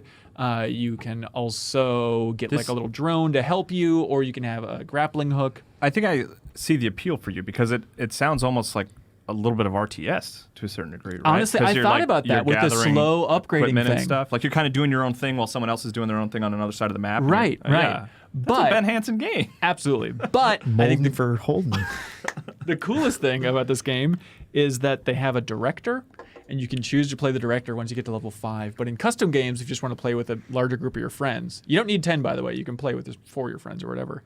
You can choose who gets to be the director. And the director, it's the best because they can fly around and check out what any player is doing. They can talk to each individual player. Because if you're all playing with your friends and just using the in-game voice chat, it's all proximity-based. But you can So this is like your Survivor fantasy. It is exactly my Survivor fantasy. It is so satisfying. Yeah, after we played with my friends, my friend Grant's like, how much were you into that director mode? Because it is so much fun. Because you can fly around, see exactly what everybody's doing. Then you can also give gifts to people. You can warm them up. You have like a set number of like bonuses. You can give them some wood, give them some resources. And so like the first game I was playing, also the fun thing too is you have emotes, so you can make like a Tim Allen grunt just like echo across the arena, or you can just go out and then every, I think it's like a minute and a half cooldown, you can speak to the entire arena, which is so much fun. So like with your voice, with or the your microphone. voice, Okay. yeah. So you're not spamming everybody by talking nonstop, but every minute and a half or so, you're able to just broadcast something wide. So like in the first game I was playing, I just kept hearing this kid. He's like some dumb kid. He's like, everybody, there's wood in the middle. Go towards the middle. There's wood. It's like, well, who is this god character? So then it's like, all right, I guess I'll go towards the middle. No wood. And then suddenly it's like, nuclear launch detected. And he was like nuking the entire center where he was trying to get everybody to go to. And so then I died, but then was like watching other players. And there was one guy that was fighting another guy. And at a certain point, the one guy's like, truce, dude, truce, stop, seriously. And so the guy stopped. And the guy ran up and killed him. And so because of that poor play then, the director saw that. So then he went over the intercom and he's like, everybody attack Jiminy over here. He's in the southeast quadrant. Just like outing this guy at all times, like telling exactly what power-ups he has and abilities and stuff just to try and head him off. So what is your goal as the director then? What are have you a good trying time. to do? Okay, so you have no stake in the match. When you're the director. No. Yeah, maybe they should put like a betting system or something like that. But no, I think it's just to have fun being a control freak and jump around and talk to people. But it's not like you want this guy to win or like, hey, your goal for this match is to do this thing. No, not that I saw at least. Maybe I was just too focused on the Tim Allen grunt and the emojis. But yeah, I know everybody is sick of battle royales out there, but like if you just want something fun for I don't know if group, this is fair to call a battle royale. Like it sounds more unique than that to me. I would call it a battle royale with survivor elements and very very small. How long are the matches? If you're like doing all this crafting and stuff before. Yeah, maybe 15 minutes, something like that. Maybe a little bit shorter than that. Yeah, but it's so cool to have those custom matches also available on consoles. And so if you're even playing on PS4 or Xbox, you can still just invite your friends in and then have the full director experience as well on consoles. So I think it's a cool thing so far. I hope it finds an audience at this point. It's free to play, by the way. I should have mentioned that. Oh, yeah. But I had a great time playing custom games with friends then. I actually got like 7 of my friends in a game, and like it was hilarious to jump around and like see what one player's doing, maybe help them out, then jump to another player, and then tell them exactly where that person is to try and get them to like backstab each other and stuff. It's a hoot. This is a Molden for Holden like handsome Oh yeah. joint Oh for sure. exactly. Yeah. Darwin Project was that game. Yeah. Kyle, you downloaded Witcher on Switch? I bought the cartridge. That's absurd. Yeah. Well, And that way you you licked can. it. That way I can. I do tend to buy the cartridge because then I can share it with my wife easier. I watched The Witcher, which is like everyone had the same reaction of like, oh, I kind of want to go play Witcher now, which But is then like, everyone says like, let's just play the third one. not the first two, mind you. But Reported Witcher to Switch, the first one, everybody. But yeah, I played Witcher 3 when it came out, like 2-3 hours. It didn't really click with me. I gave it a real shot like a couple years later on PS4. I got like 8 or 9 hours in. I still didn't really like get absorbed into it, and I was like, watch the show. Third time's the charm. Let's do Witcher 3 on Switch, and I loaded it up, and it pretty quickly it's impressive. I don't actually. Yeah. I don't. Do you know off the top of your head who developed or who did the port? Because it wasn't. No. It wasn't It's not CD Projekt Red. Let's see. Which but it was it was yeah. If you could look that up, 'cause I can't remember the name, but it surprised me. And it is Saber Interactive. Yeah, Saber Interactive. Yeah, and it seems like they did a good job. Like it's definitely like a visual downgrade, like for sure. Yeah. But it plays well. You know, like the frame rate is consistent, which is like I'm happy with that. Like Yeah. I'll take that. But then the sort of sad ending to this story is I was like, all right, let's do it. Witcher. Where this is having it on Switch. This is the time that I'll finally be able to get into it and finish it. And I hit a bug in the tutorial where I could not continue forward. Really? Yeah, like I was supposed to be sparring with the teacher who, what's his name, Serial? Your sort of trainer, who's also training Siri. Vespier or something So, like that? yeah, Vesemir. Vesemir, yeah. Wow. And it was that thing. Well, he's don't give him too much credit. He's an important character. Oh, never mind then. I'm proud of you, Serial. I'm sorry. But it was this thing where he's like, okay, now use this. Like you did this. You know, you did this sword attack. Good job. Try this magic attack. Okay, now try this attack. And like, just nothing would happen. And I Googled it, and like a lot of people ran into that. Just on Switch? Yeah, just on Switch. So, but like. Only on Switch. So when I finally get up the courage to be like, I'm gonna try this again, I'll restart, Yeah. and I'm sure I can get past it. I'm sure it'll be smooth after that. But I was bummed that like I finally got up like the energy and excitement to like let's do it. I'm gonna do Witcher 3, and it's Yeah. like oh, I can't finish the tutorial. It's a bummer. Are you going to So, restart? I have to. Yeah, I don't have a choice. Okay, but you were still committed to finishing Witcher 3 on yeah, Switch? I bought it. I You want bought to the play cart, it. I dude. bought Alright. the cartridge. All It came right. with stickers. It came with the lovely note from CD Projekt Red that they include in all their physical copies that say, "Thank you so much for buying this. We really nice. appreciate Smelled it. We of love lilac you." and gooseberries. I'm just amazed though, like playing Chrono Trigger and also probably continuing to play Kakarot, that you're like, another RPG, Well, please. last night I was working on I played a freelance review game for a while, and then I played Kakarot for an hour, and then I because it's on iPhone, I was able to just lay down and play Chrono Trigger until I fell asleep. And then you're going to play Tokyo Mirage Session. Hell yeah. Well, It's Ashley RPG season. picked that up. She's got that one first, so I can't grab that one until she's done with it. RPGs and intermissions in the month of January. Yeah, that's right. I think January, February, awesome RPG times. I Yeah. know we're going to have, kind of March and April, but I feel like just in the wintertime, settling down with a nice RPG, can't beat it. Can't beat it. It's true. Oh, which reminds me, you were talking about MPDs earlier? Yeah. About if Kakarot's going to be in there. Do you think there's any chance that Ring Fit Adventures in the MPDs for January because of like New Year's resolutions? I've seen a lot of people tweeting about it. The advertising has kicked up again. I'm seeing new trailers Really? for it. Hey, fatty. Did it show when it released? Did it make the NPDs? I don't know. I don't know. But I wonder if it sold better in January. Yeah, it's interesting. Maybe. Yeah, that'd be fun to see. I was describing Make that. a bet right now. I don't think it will, but I just would like to see it there. It was funny. I was hanging out with a parent, like the kids are friends. So, and they play a little bit of games, but not a big gamer. And I went through the process of describing what Ring Fit Adventure is to them, and trying to just tell them why I think it's kind of cool. Yeah. I think I did a good job. I don't know. We'll see. Did I tell you about my weird reaction my girlfriend had to it? Where No. we played it before it came out, and I'm like, "What do you think?" She's like, "I like it. I think it's fun." When did this come out? I was like, "Oh, it's not out for like another 2 weeks." She's like, "Oh, I just assumed this came out in like 2010 or something." And like she doesn't play Really? games at all. It's just Yeah. like she's like, "Oh, it's just like one of those 2010 Wii things." I was like, "Oh, weird." I mean, fair, but I feel like that game looks pretty good. You know what I mean? So to have that Yeah. react, but I mean, honestly, that's not an unfair reaction. Like it's like it when feels like it's from another era. it does. Yeah, a Wii era. Yeah. The Wii era. I started playing it again. I'm trying to play it every day. I can tell. I know when you haven't and when you have. Hey, you know how this whole thing operates?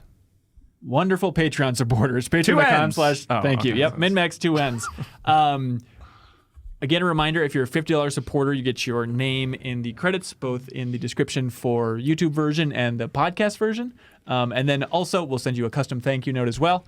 Not note, it's actually a video message, which we're actually going to be much recording today, fancier. which I'm very excited about.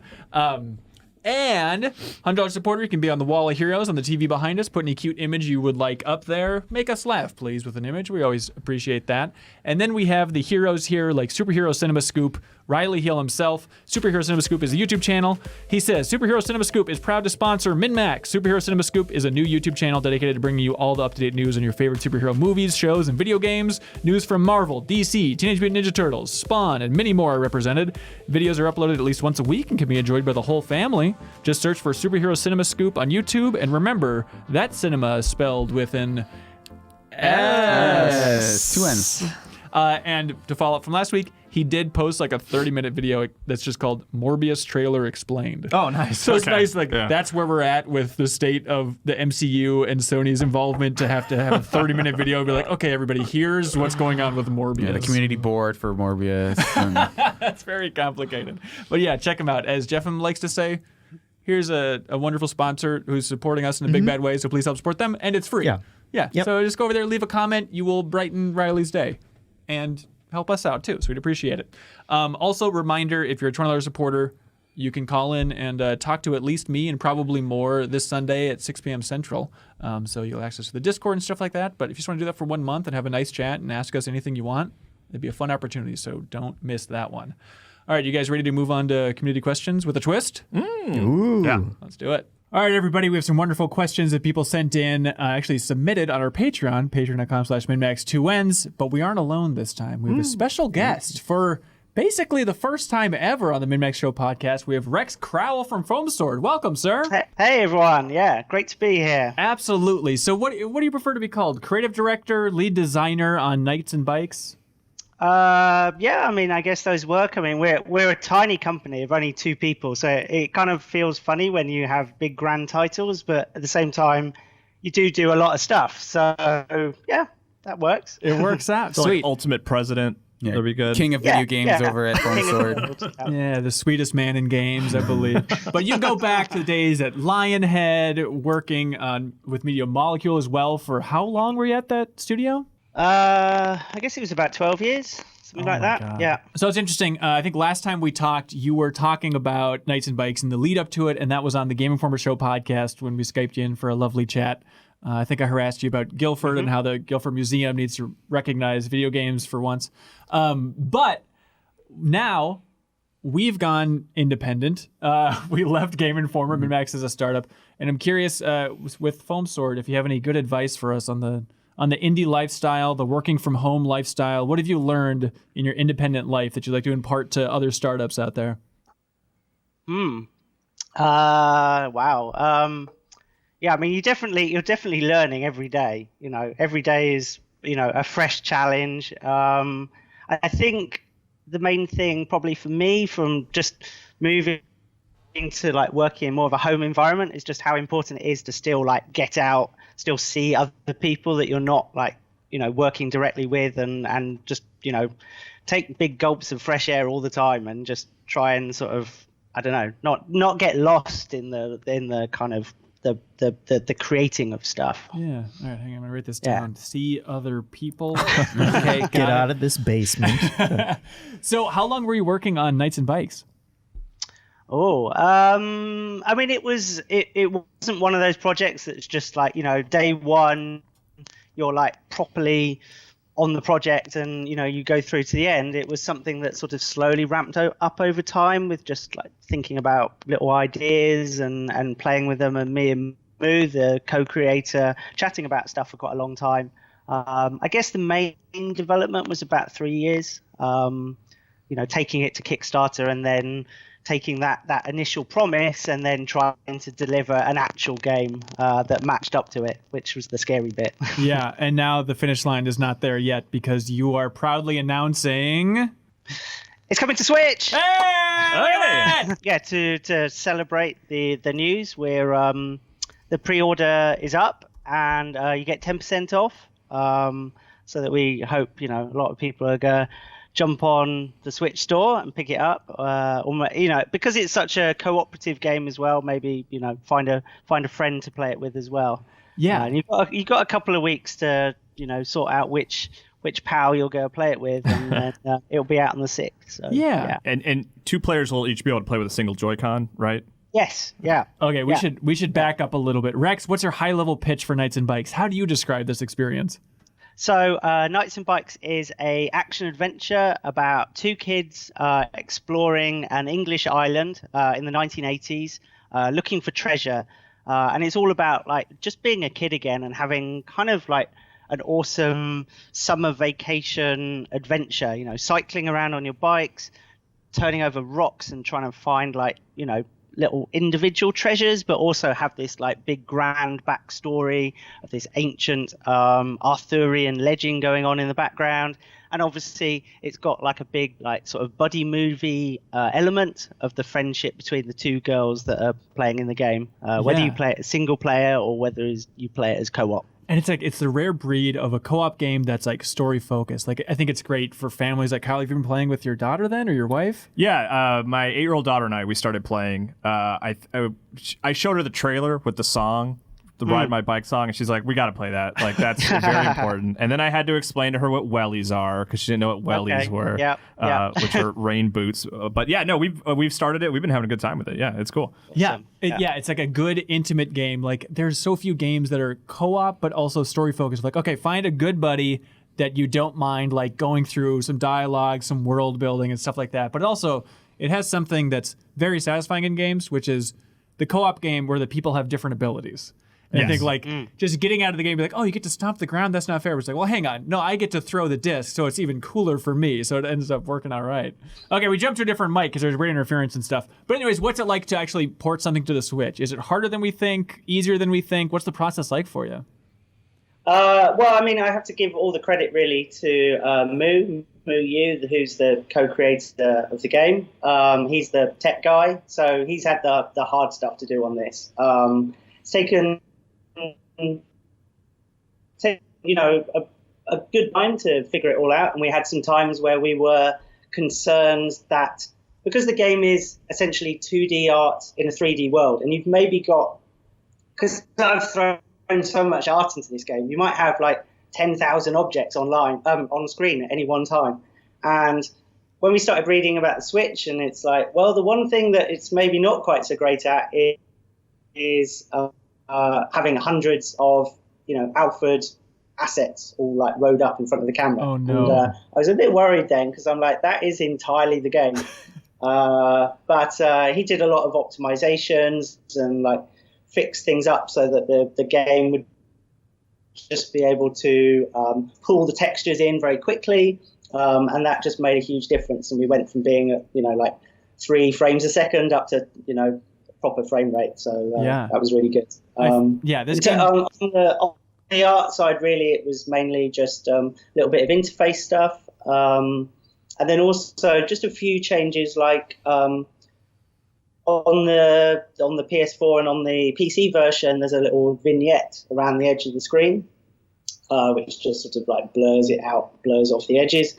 And for some reason, when you look at it on the handheld console, it just looks a little bit strange having that vignette on there, particularly the way the Switch sort of sends in lighting from the way it lights the screen. It was like lightening up the vignette. So we removed that, and it just looks a lot crisper. And I'm so happy with how it looks on the Switch. I mean, I kind of joke that it's partly because I can't see those little imperfections that those little missteps that I made where I slipped the paintbrush, but it looks so nice and crisp on the handheld screen. It's a real delight to me to like peer into this world again. And even though it's all the same stuff that I've seen on PS4 or wherever, it kind of looks different when you're holding it in your hands. Yeah. It's like this proper little world that you're staring into. And obviously, you dock it into the TV and it's just like playing the PS4 version. So, we can't understate how good the game looks. Like we can describe it as like, oh, and it's an action-adventure co-op game, but you should look at the art style of this game. It's so intricate. I cannot imagine the amount of work that you put into this thing to come up with every art asset in that game. It's mind-blowing.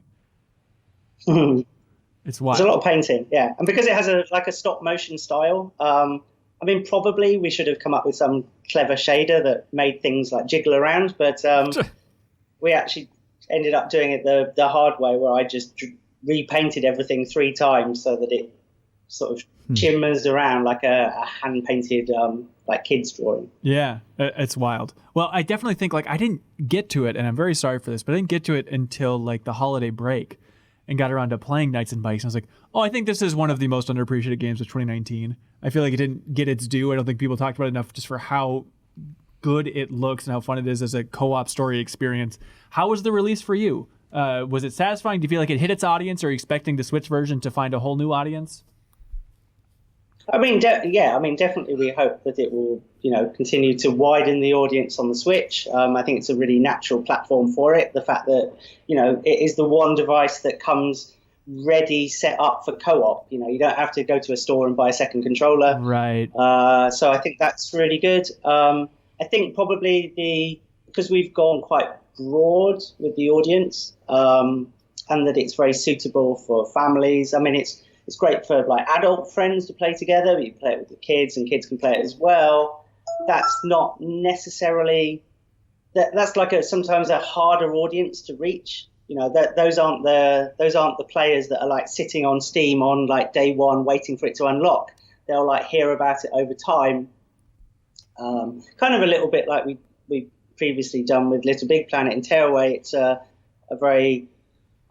game that's kind of suitable for quite a wide audience. So we just have this long tail where it just carries on selling just in a nice steady way. Yeah. We hope that more and more people will pick it up, and I think some things that we're doing with the property kind of help with that.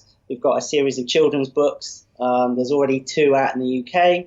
Hopefully they'll be like distributed wider in the future. And also like a TV series, just kind of starting to kick off. So, all awesome. of those things will kind of, help bring more people to the Knights and Bikes cinematic universe. Wait, how? This The is a lot. NBU? Yeah. Good God. Or the KBU. Oh my gosh, I'm sorry. So I'm still confused about. So Double Fine is they published the game originally, and even though now Double Fine, and you're sitting in the Double Fine office, by the way, which is very exciting. Yeah. So even though they're now owned by Microsoft, they're still publishing the Switch version. Then is that how this works? I guess so. Yeah. Look, all he does is paint, man. Right. Like that. These corporations are all made up, man. It doesn't matter. They can do whatever they want. Is Knights and Bikes going to be like the last Double Fine published game? Do you have any sense of like what it means for the future of Double Fine publishing? There is still Samurai Gun 2, which is on the way. Yeah, it's very cool. Okay, yeah. So that will still be coming. Yeah. Okay, gotcha. All right, on to community questions. Dominic Sikchoki, he says, hey, what was your path into the industry, Rex? Were you gunning for a job in games, or did it happen by chance?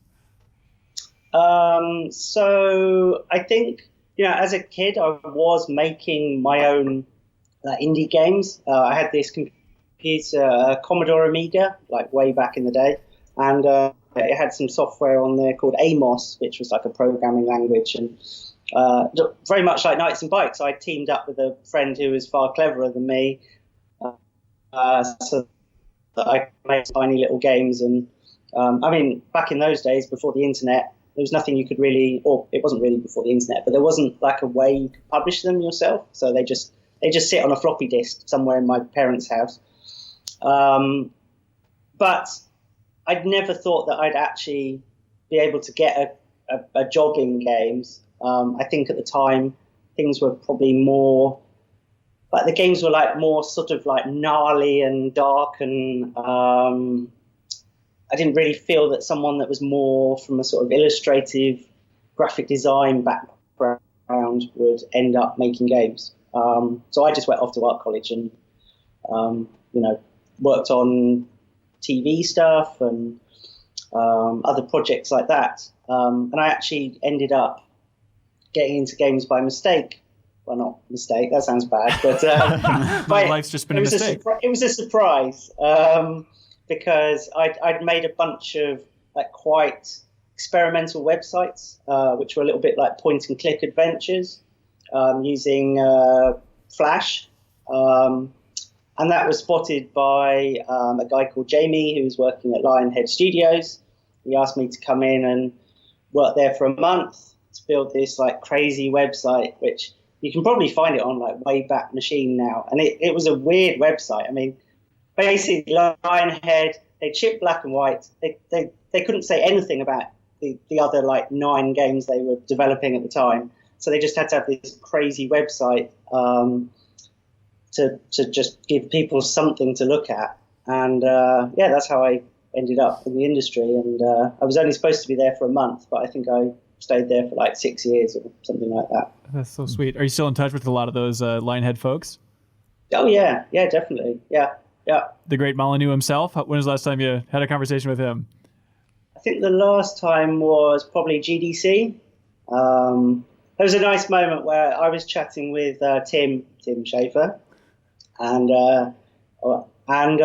then Peter came up, and we had a group hug, and I was just thinking, it's like 11-year-old me would have just like died. That if a photo of that moment had just fallen through a time warp and just landed in front of me, 11 years old, I probably would have just imploded. So a lot of people wrote in about game delays. That's kind of been the season that we're at here, Rex. So Travis Manick writes in and says, hey, GameSpot recently posted an article following an interview with one of CD Projekt Red's joint CEOs, implying that delays really just extend crunch. They don't relieve it. What are your thoughts on this? As a consumer, is there anything I can do to help fight this? And these don't all need to be just for you, Rex, but I'm curious because when I was at Media Molecule for Dreams cover story back at Game Informer, I remember Siobhan made a point that we don't crunch here at Media Molecule. And I'm sure every studio has to toe that line, and it's a lot of stress about trying to figure out how to keep the employees safe and healthy. What are your thoughts on delays and whether it might alleviate crunch or just how that intersects for developers? I definitely think it's always better to delay a game and make a good game, and also make sure people, the team that are making it, do not fall apart in the making of it. And I think the other thing that's not always discussed is just how important sometimes it is to just make some big cuts near the end of a game project. Just like a movie, it's like, well, you could watch an 8-hour version of, I don't know, any movie. The Knights and Bikes movie that's coming, right? But that 8 hours is not going to make you a good movie. You want to cut it down to 2 hours and everyone has a great time. So I think cutting is actually a really important decision-making part of the development process, particularly early on, so you don't get too carried away with your ideas, but also towards the end to make sure that you can really put the polish and really concentrate on the features that that are most important. Yeah. I always like that. You mentioned Siobhan just then. Something she has always really taught me was just how important it is to listen to the game that you're making and see where it kind of naturally wants to go. Because sometimes you've got some design doc and you're like, this is a core feature and this is really important, but yet the whole team that are working on it, they're just not into that feature, and it's kind of getting, I don't know, it just becomes dead weight around you, and sometimes it's just better to just cut it. I mean, Tearaway just changed completely from beginning to end based on that sort of principle of just making sure that you're always focusing on where the game naturally needs to go, rather than just trying to put every feature in that you initially thought was important. Yeah. What era of your life do you think you personally crunched the most? What was the most stressful era for you? I mean, there's definitely, I wouldn't necessarily call it crunch, but Knights and Bikes was pretty tough because you haven't really got anyone else to fall back on. When you've got, there's myself doing the art, animation, level design, story stuff, and then Moo doing all the technical stuff and design elements as well, the game design, and then Kenny doing the audio and Dan writing the music. There isn't anyone to just cross over and just help out a little bit. You can't just draft someone else in, Right. because we've all got our own chunks. There's no way I could be like helping Dan out to create beautiful music in the same way that I wouldn't be able to like help Moo with the coding. So you've really got it all on your own back. So Yeah. I mean that meant that the development process the development time was quite extended. We just had to work within our limitations really, which just meant just developing it for a lot longer. And that was something I did find hard with the Kickstarter, that, referencing back to talking about cutting things, it's quite hard to cut things when you've actually promised a certain set of features very early on, when basically before you've started making the game. You make your pitch video, you tell everyone the wonderful things that will be in it, and then it's very hard to like go, actually, no, we're not going to do some of that stuff. And so it just ended up being a much longer project to create. Do you feel like at your time at Media Molecule, that studio overall got a lot smarter with Crunch? Was Little Big Planet 1 kind of a challenge compared to Dreams, where it's like, okay, let's prioritize developer sanity here? Yeah, maybe. I mean, with Little Big Planet 1, in some ways it was probably the easiest project, but also we probably worked the hardest because, it was like we'd all got like 20 years worth of built up energy. It's like when a band records their first album, you've got all of that life experience. Right. And this is the first time, because at Lionhead, although we were making amazing, very sometimes quite experimental games, they weren't necessarily like our games. It was Peter's vision filtered through 200 other people. So when we were first working on Little Big Planet, we were just going bananas basically, and we probably worked some pretty late hours, but it doesn't feel like it when there's just like 10 of you in a room just making what you've always wanted to make. Right. How do you feel about delaying the game? Do you feel like that is a one-to-one with alleviating crunch? Or what do you think about CD Projekt Red and the CEO saying like, it just means we'll have to crunch for a hell of a lot longer here? I mean, I've been off on vacation, so I haven't really I didn't even know it had been delayed. So sorry to be the ones to break the news to you. That and you Cyberpunk have has to been finish delayed. it, dude. I'm going back on vacation. Yeah, I mean, I don't think it doesn't feel like the best way to look at it, that you're just crunching for longer. But right. Yeah, I mean, it's a very, very ambitious project, and I'm sure they're all working very hard to deliver it. But yeah, there's that weight of expectation on it as well. I mean, it must be very hard. I wouldn't want to be honest, I wouldn't want to be working on something that crazy, because it's great to experience it at the end, and I'm sure we'll all have a great time playing it. But does take a chunk out of everyone working on it. Oh yeah, absolutely. Well, hey, Joshua Caleb writes in and says, I recently discovered that the weird alien rock song at the beginning of Jedi Fallen Order is actually by the Mongolian rock band The Who. Search Black Thunder The Who on YouTube to find it. This reminded me of when I played Alan Wake and discovered the band Poets of the Fall, who did a lot of music for that game.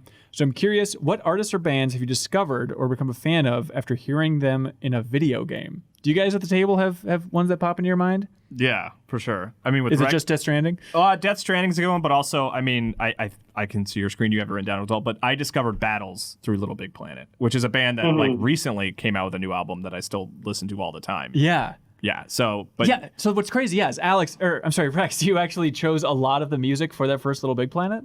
Yeah, and the second one, yeah.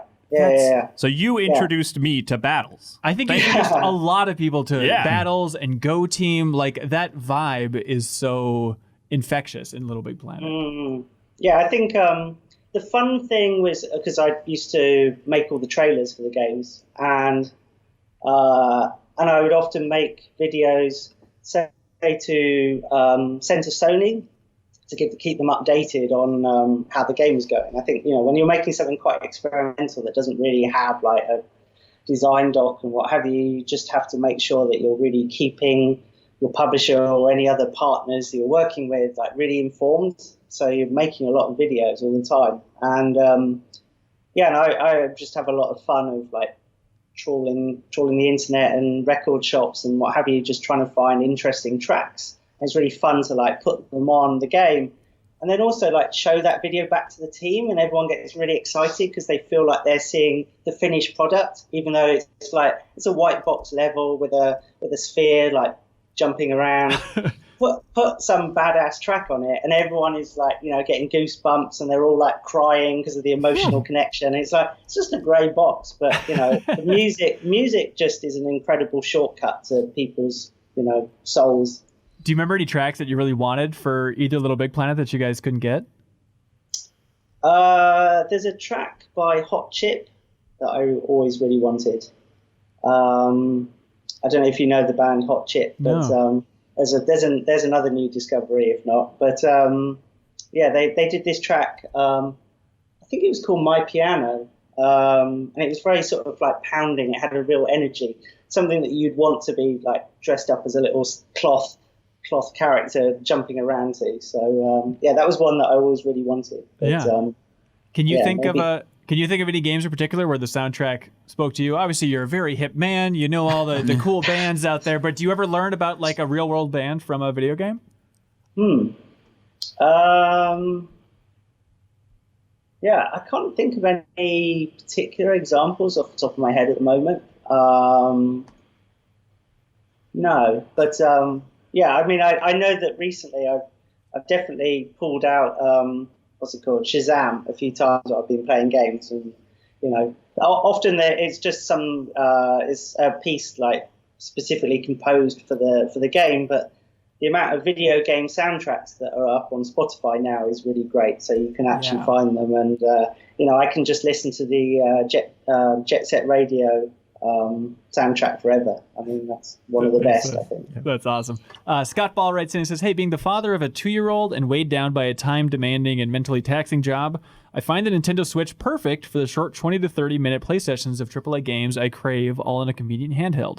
Since Nintendo has been so successful, and since a lot of their core consumers are now having families, do you see Xbox or Sony taking a serious look into making one more push for handheld gaming? Or is it only going to be Nintendo moving forward? Before Rex weighs in, what do you guys think? Is there any chance Xbox or Sony pushes it? Or are they basically getting there by streaming in a roundabout way, right? Where it's like, oh, you can run xCloud on your phone, so there we go. Yeah, I don't think they have the mind share to really say like, hey, here's another device that you should bring around portably, whereas Nintendo has like a stake in that market where it's like the next Nintendo portable, even if they split out and say here's a regular console and here's a portable, people will still flock to that. Whereas I don't think they do that for like a Microsoft or a Sony centric console. Whereas I think if they said, hey, you can just play Xbox games on your phone, or for like on PlayStation games on your PC, that I think is probably the avenue that they would go if they did that. Right. So I think Microsoft is closer because they have xCloud and they're a little bit more open to compatibility with that. Whereas I don't think PlayStation now, I think it's just like on your PS4 and maybe on PC.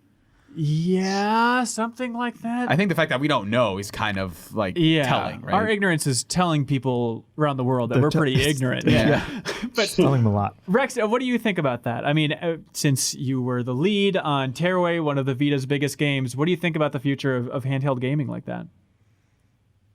I mean, I would be surprised to see like handheld devices from other hardware manufacturers. I think, just the ubiquity of having your phone in your pocket, it's kind of hard to compete with that. Vita definitely had a hard time with just how much mobile gaming was happening on people's phones. But I mean, obviously, like you say, the Switch has just been a runaway success. Yeah. I'm just not sure anyone would be up for fighting both Switch and, iOS and Android. That would be a hard thing to come into. I mean, I think I saw some Alien Brain Switch kind of style console recently. Like being that portable shared around. PC. Was it called the UFO? Yeah, Yeah. concept UFO. Yeah. Yeah. Yeah. I'm into that but, thing. You know, I'm not really sure whether that will take off when there's all the other stuff around. But Yeah. who knows? Maybe some like hobbyists that really want to play some like big ass PC games on a Switch style platform. I don't know. Yeah. I mean, was it frustrating before the PS4 port to try and get people to play Tearaway on the Vita? Do you feel like you were beating your head against the wall or screaming at Sony for like, please promote the Vita more. Tearaway needs players. I mean, it is kind of, you know, I think it's a hard thing to get anyone to part with their hard-earned cash for just a video game anyway. You know, I mean, I can see why all of the new services like Game Pass, you know, so popular. But if you've also got to buy a console and in order to play the game, you know, that's a pretty hard sell. And yeah, that's kind of a tricky one. But you know, we just did everything we could to just show off like how cool the Vita was and how many cool features there were that people wouldn't necessarily know about or were being like underused, in the hope that it would, you know, bring more players both to the Vita and to Tearaway. Yeah. Yeah. For sure. Strange Sloth says, hello, everybody. Fellow minion reporting for duty. All right, sure.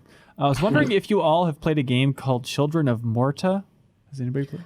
Oh man, I was gonna bring this up. Are you I serious? didn't bring it up this week. I figured I'd bring it up next week because I played probably like 6 hours of it this What? past week. Are you serious? Yeah. Holding out on us? That's bizarre. You had no idea this was coming. Anyways, he explains that it's a top-down pixel art Diablo / End of the Gungeon style game. The music is amazing, and it's on Game Pass. I highly recommend it. Yes. So I was gonna have that conversation, but I figured I wanted to play a little more of it. okay. So it's like a action RPG where you play a family. What is yeah, it? it's kind of like a roguelike, where you have different family members that you can take in. Each one's a different style of combat. Yeah. And so each time you go into one of the dungeons, it's procedurally generated, but any of the loot and stuff that you're collecting, you save over from run to run, which is Okay. nice. So it's not a straight up, okay, I'm dead and now I have to start from scratch again. And they do a great job with the storytelling, and the pixel art is just amazing, and the animation's great. So it came out on Steam in September, but it's on. It's on Game Pass now, Okay. which is another one of those where I was like, I've never seen or heard anything about this. I'll try that, and then like I said, I've played about 6 hours now. So Yeah, awesome. Well, Strange Sloth also says, P.S. Knights and Bikes is really fun, and my wife and I have a lot of fun jumping in puddles and role-playing as the characters. Awesome. Do you find a lot of That's people good to hear. role-play as the characters as people play in co-op? Do they gravitate towards one or the other and start to like adopt the kind of eccentricities? I think so. Yeah, we have heard that. Yeah, and like people like, because it's not a game that has a lot of like VO, but like people will read the subtitles in the style of how they think the characters will talk, which makes sometimes watching people's Let's Plays like really funny because they're just like trying to adopt like a English accent while they're playing as these little girls and like screaming and shouting and doing all of that kind of stuff. Mimicking their weird mouth sounds as they run, which is a very Exactly. specific Yeah. touch in the game. That must have been a fun recording session when you were just recording the mouth sounds for running in Knights and Bikes. Sorry, you cut out a second there. Oh yeah, what was the process for recording the mouth sounds when they're running like? Oh, I think that was quite a lot of that was Kenny, the sound designer on the game. I think he actually mic'd up his wife to do a lot of those. So, Oh, that's yeah. awesome. And Kenny is also the composer for Tearaway as well, right? That's right, yeah. But yeah, then also yeah. recently Astrobot, which is one of my favorite soundtracks of the last 5 years. It's just unbelievable. Yeah. Oh, it's incredible. That soundtrack is like so high energy. It's amazing. Yeah, it's great. Is it as satisfying as we want it to be to release a game? When you finally got to basically the finish line with Knights and Bikes, was it like, well, that's everything I was hoping it would be once it's out the door? I guess. I mean, I think you don't necessarily feel like it's ever done, because we've like having a Switch release as well. I've still got like this giant list of physical rewards that I have to do for the Kickstarter backers. Oh, wow. Which I'm still chipping away at. So my house back home in London, there's bits of like half sewn plushy dolls, and there's a art book slowly coming together page by page. So there's always a lot to do. But yeah, I mean, it's a great release. It's a great physical release to release the game, and yeah, that's very satisfying. And getting the comments that come in from players, is really great. And now sort of I don't know, is it 6 months later? Not that long, but starting to get the various award nominations coming in is a nice final moment. So that's awesome. Well, congratulations. I do think it's going to find a whole new audience on Switch. I think that's going to be really exciting and a whole new wave for Knights and Bikes. When is it coming out on Switch again? 6th of February. That's awesome. Cool. Anything else you want to say? Anything you've been dying to get off your chest? No. All right, cool. We'll let you go then, Rex. Thanks so much for your time, man. Thank you. Good to see you all. Cheers. Take care. Oh, Cyril Vasquez, what are you doing here? What? I don't know. It's just weird that I was looking at you instead of looking at the monitor now all of a sudden. We have so many more questions to get through. Thank you for everybody that submitted a good one. Patrick Morgan. Hey, in terms of getting better, what's a healthy habit that's impacted you in a really positive way? Skype.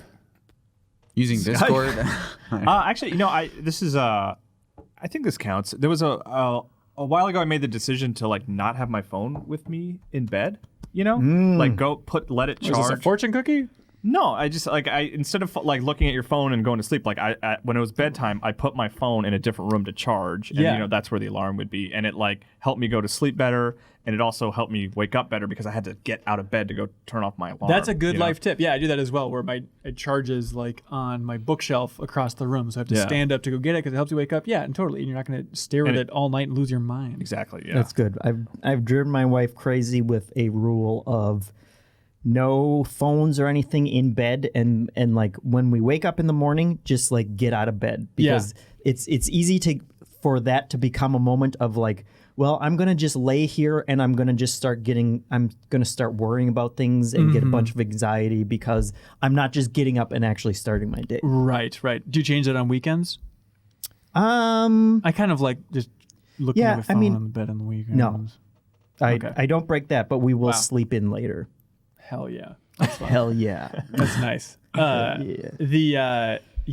think that definitely helps. It's something I did a long time ago, and I am a big fan of is deleting social media apps off your phone. Yeah. It's if I need to, if I'm at E3, I'll reinstall Twitter on my phone, but getting that off there. But then the problem is that with MinnMax and stuff, I'm trying to be so much more clued into all that stuff. And so, and respond to people. And so I had it in the browser. I was logged in on Twitter in the browser, and I was I can control myself. I won't check it.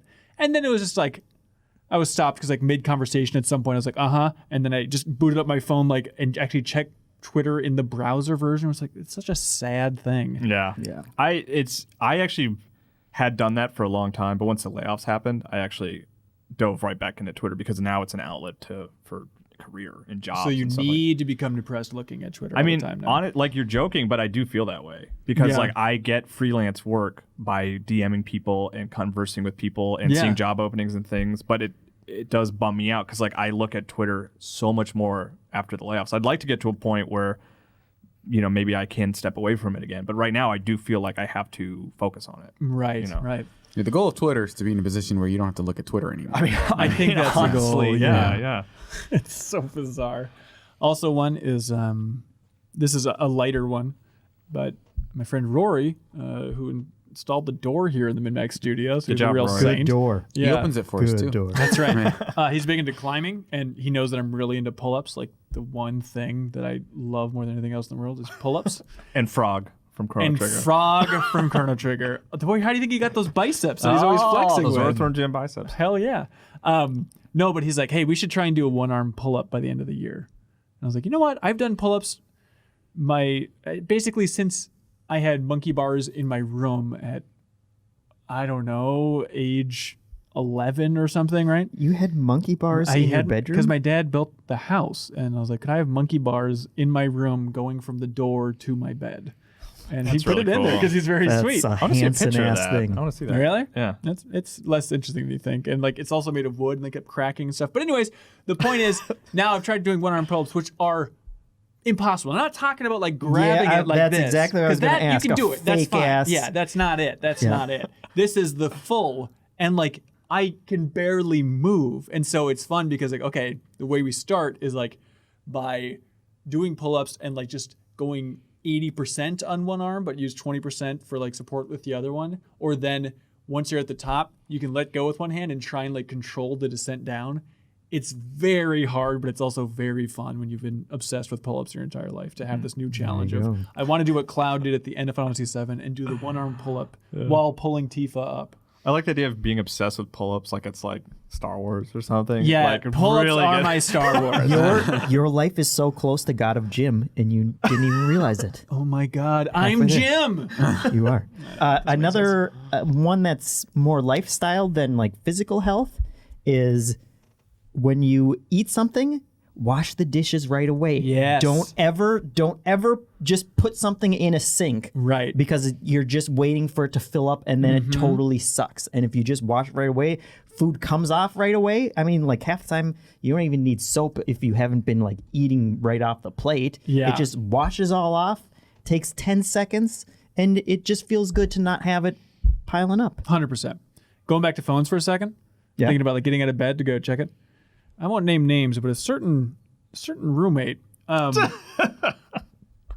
The phone goes off. The alarm in the morning goes off 6 times. Like every morning, it is Yeah. like 8 o'clock, 8:30, 9, 9:30, and then 10 o'clock. This person Like, wakes up. we're not gonna name names, I obviously. think that's but outrageous. that's just a thing that the Hilliards do, I guess. That's but we're not true. naming And names. it We're sucks. not naming It names. sucks. I think that's a terrible mindset. And I've tried railing about it with other people, and they're like, "Oh no, I always have it go off multiple times." Like, what? Just train yourself to get up the first time. And it is super bad for you too, Yes. because you immediately fall asleep again, and then you're being woken up out of like wherever you are in that cycle. You're not Yes. supposed to do What that. a tortured existence. The bed is so comfortable in the morning. Yeah, I know. That's why you have And one you'll never painful wanna moment leave it. instead of stretching it out, and then you have 6 painful moments every morning of like, oh, what's Yeah, but that they get sound? progressively less painful. No, it's outrageous. I started drinking a lot more water, I think, as like to avoid like compulsively snacking, because I realized that most of it was just like it was a behavioral thing and not like, oh, I'm hungry or whatever and I need food. Just like training myself to think about like just whenever you want to like participate in any like drinking or eating, just think about water. Like get water instead of like, you know, Right. whatever's in the fridge. And I think it's worked out pretty well. So. Nice. Hey, L. Kane says, hey, I like to keep thinking about the getting better part of MinnMax, and since I'm currently partaking in going vegan for January, surprisingly not that hard, even though I went from a meaty kebab per week to chickpeas for dinner.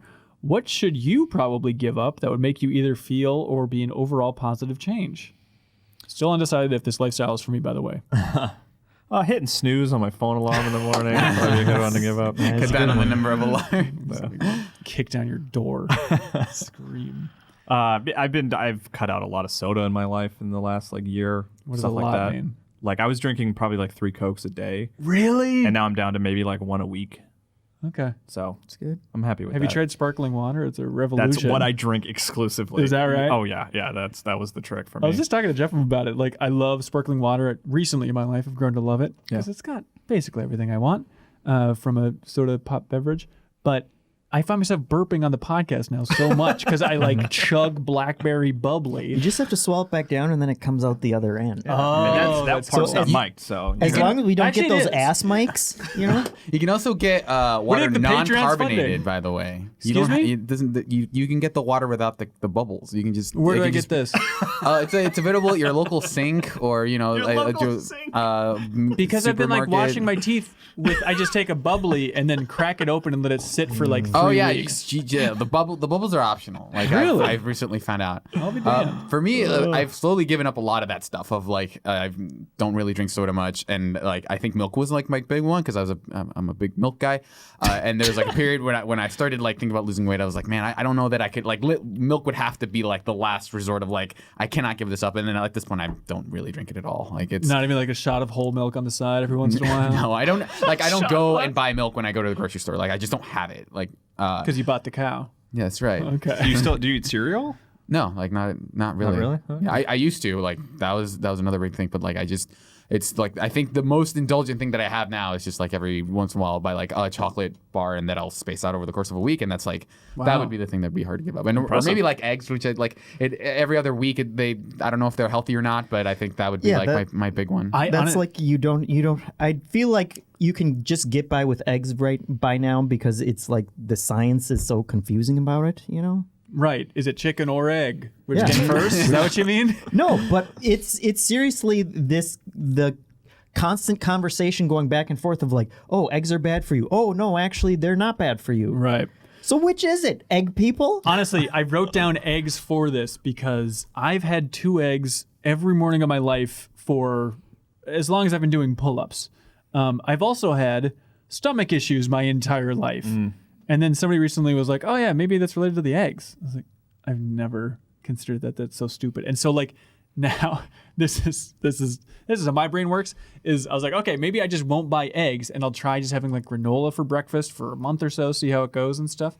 But I have a whole carton of eggs now. So every morning I need to have 4 eggs just so I can cram through these get through eggs them. faster so that I can get pure granola. And then rolling. Makes sense, when your makes granola month starts, you're gonna have all this backed up egg bile in your stomach. That's gonna make it awful. bile. Wes Pomeroy, born and raised. He says, hey, Ben and crew, am I the only one that loves exploring fancy houses in games? One of my favorite parts of Spider-Man was exploring Norman's swanky penthouse. That was very good. Not to mention the Painter's Mansion in Detroit Become Human. That was less good. No, that was cool. Croft Manor or Hartman's Pad in Death Stranding. Do any of you share my digital interior design fetish? If so, what are some of your favorite houses in gaming? Yeah, I mean it's super fun to like. It's like Uncharted 4 has a great one at the end. You know, I mean, a couple. I mean, there's like the one at the end, but then there's also actually that entire game is basically just exploring houses, and it's awesome. But the one at the end in particular, I loved because it was like, you know, Nathan and his wife's house that they had lived in for a while. Right. Which I mean, I guess that's the beginning one as well. But like, I don't know, something about the one at the end. There's more lower ramifications for the ending one. Yeah, not being. Yeah, like I don't want to spoil elements at the end of Uncharted 4, but yeah, They're there's all something. dead. They're all dead. Yeah, Gone Home is like the whole game is about that idea. But I mean, there's just something fun about getting sort of a peek into, even if it's a fictional character's life, and the best way to do it is to like look through their stuff. Yeah. You should check out Christopher Nolan's first film, Following.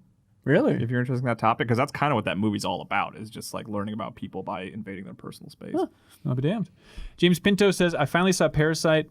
Oh, by the way, shout out. He says the Croft Manor, but yeah, Tomb Raider 2. Like that was the first mind-blowing experience I had with that, was exploring the big manor. James Pinto says, I finally saw Parasite and I absolutely loved it. I was wondering what your number 1 movie from 2019 on your backlog is. Thanks for all the fish.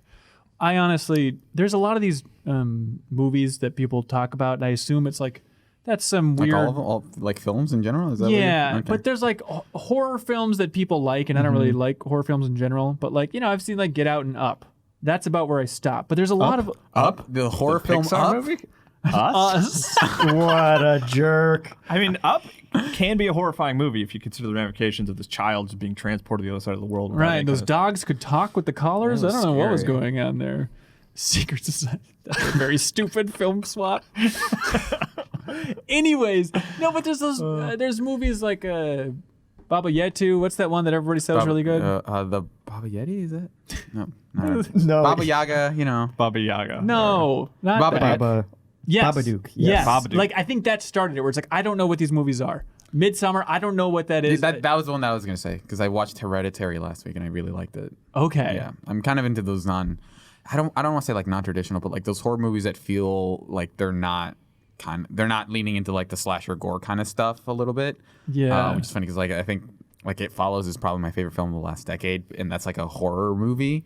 But it's like it's a movie that I think like plays with your expectations and tropes like within the horror genre. But I think Midsommar would probably be the one that I would pick from like if I had to the movie that I still want to see from 2019.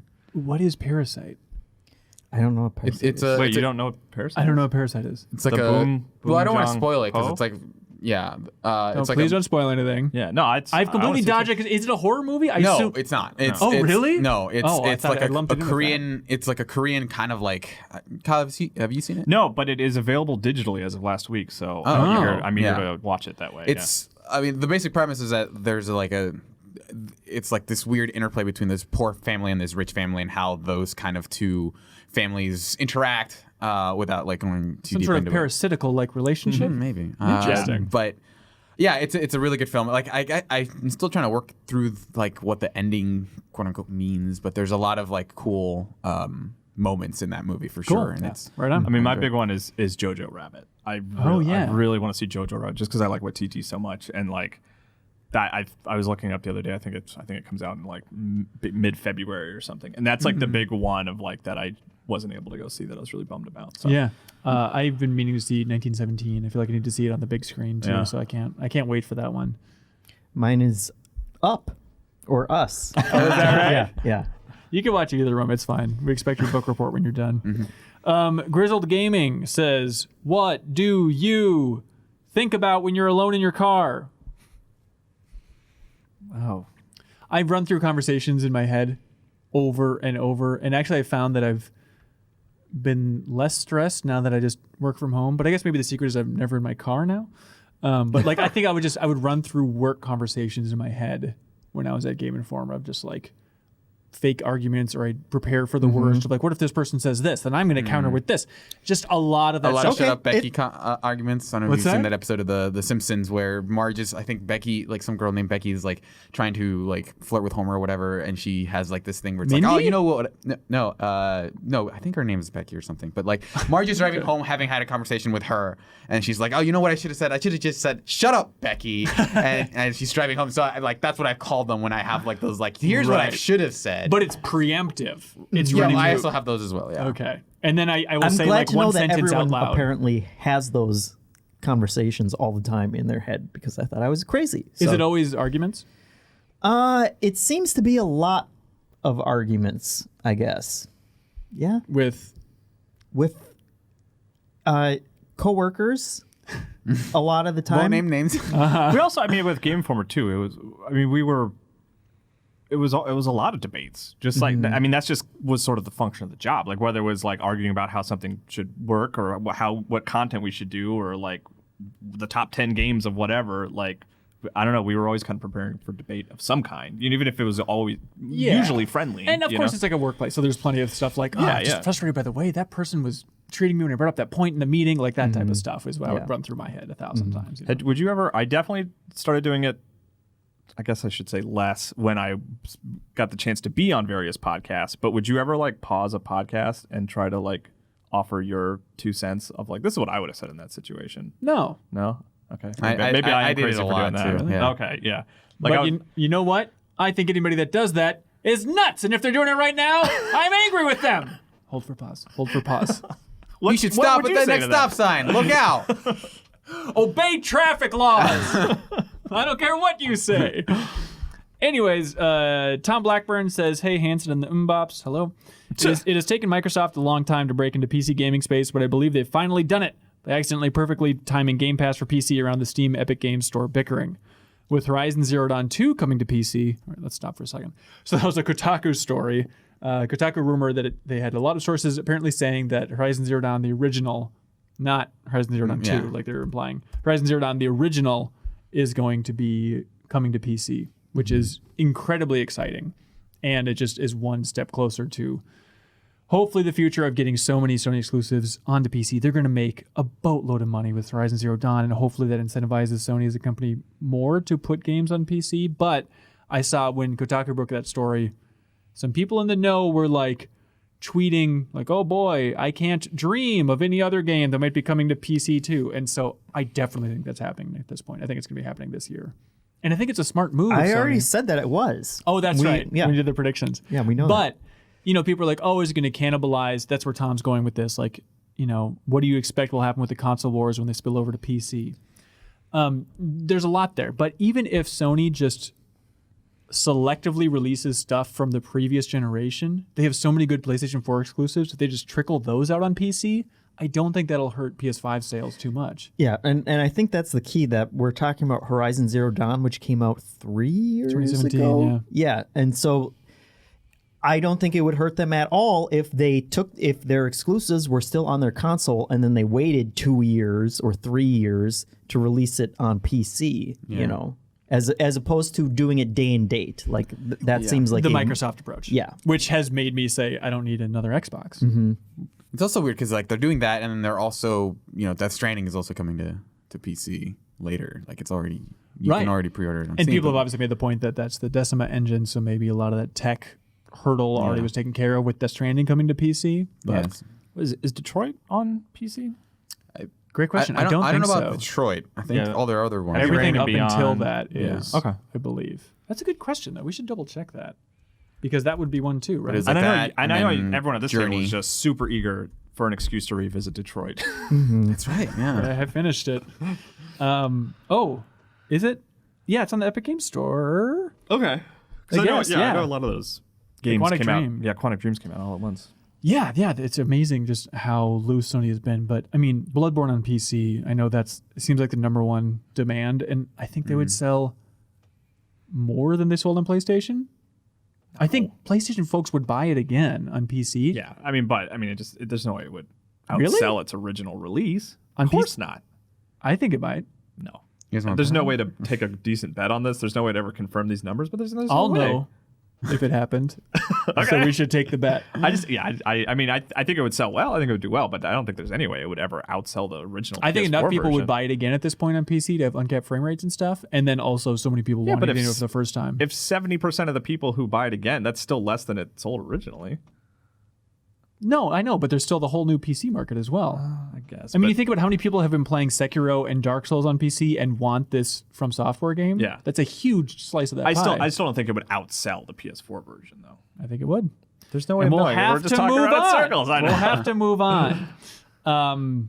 Yes, so I think the console wars are spilling to PC, and I'm curious if Sony will come up with a standard, like 3 years. Wait 3 years, then put the game out on PC. Because if it's just scattershot, I could see that maybe hurting the PlayStation 5 just for having people with that argument of like, well, I don't know if this is coming to PC, so I guess I won't buy a PlayStation 5. Yeah, and it seems like that console shift is the time when they would be a little more reticent and start holding stuff back, maybe, Yeah. like you're not going to give away your new ones that are supposed to be selling that console. But I think this is all a symptom of the fact that Microsoft basically just gave up on the idea of exclusives. And so Sony has this leeway where they can say, well, all right, we don't have to worry as much because we're not going up against Microsoft's exclusives. You know? Right. And Yeah. so if they want to dabble a little more, then they're free to do that. Yeah, let's get Without having freaky. to worry.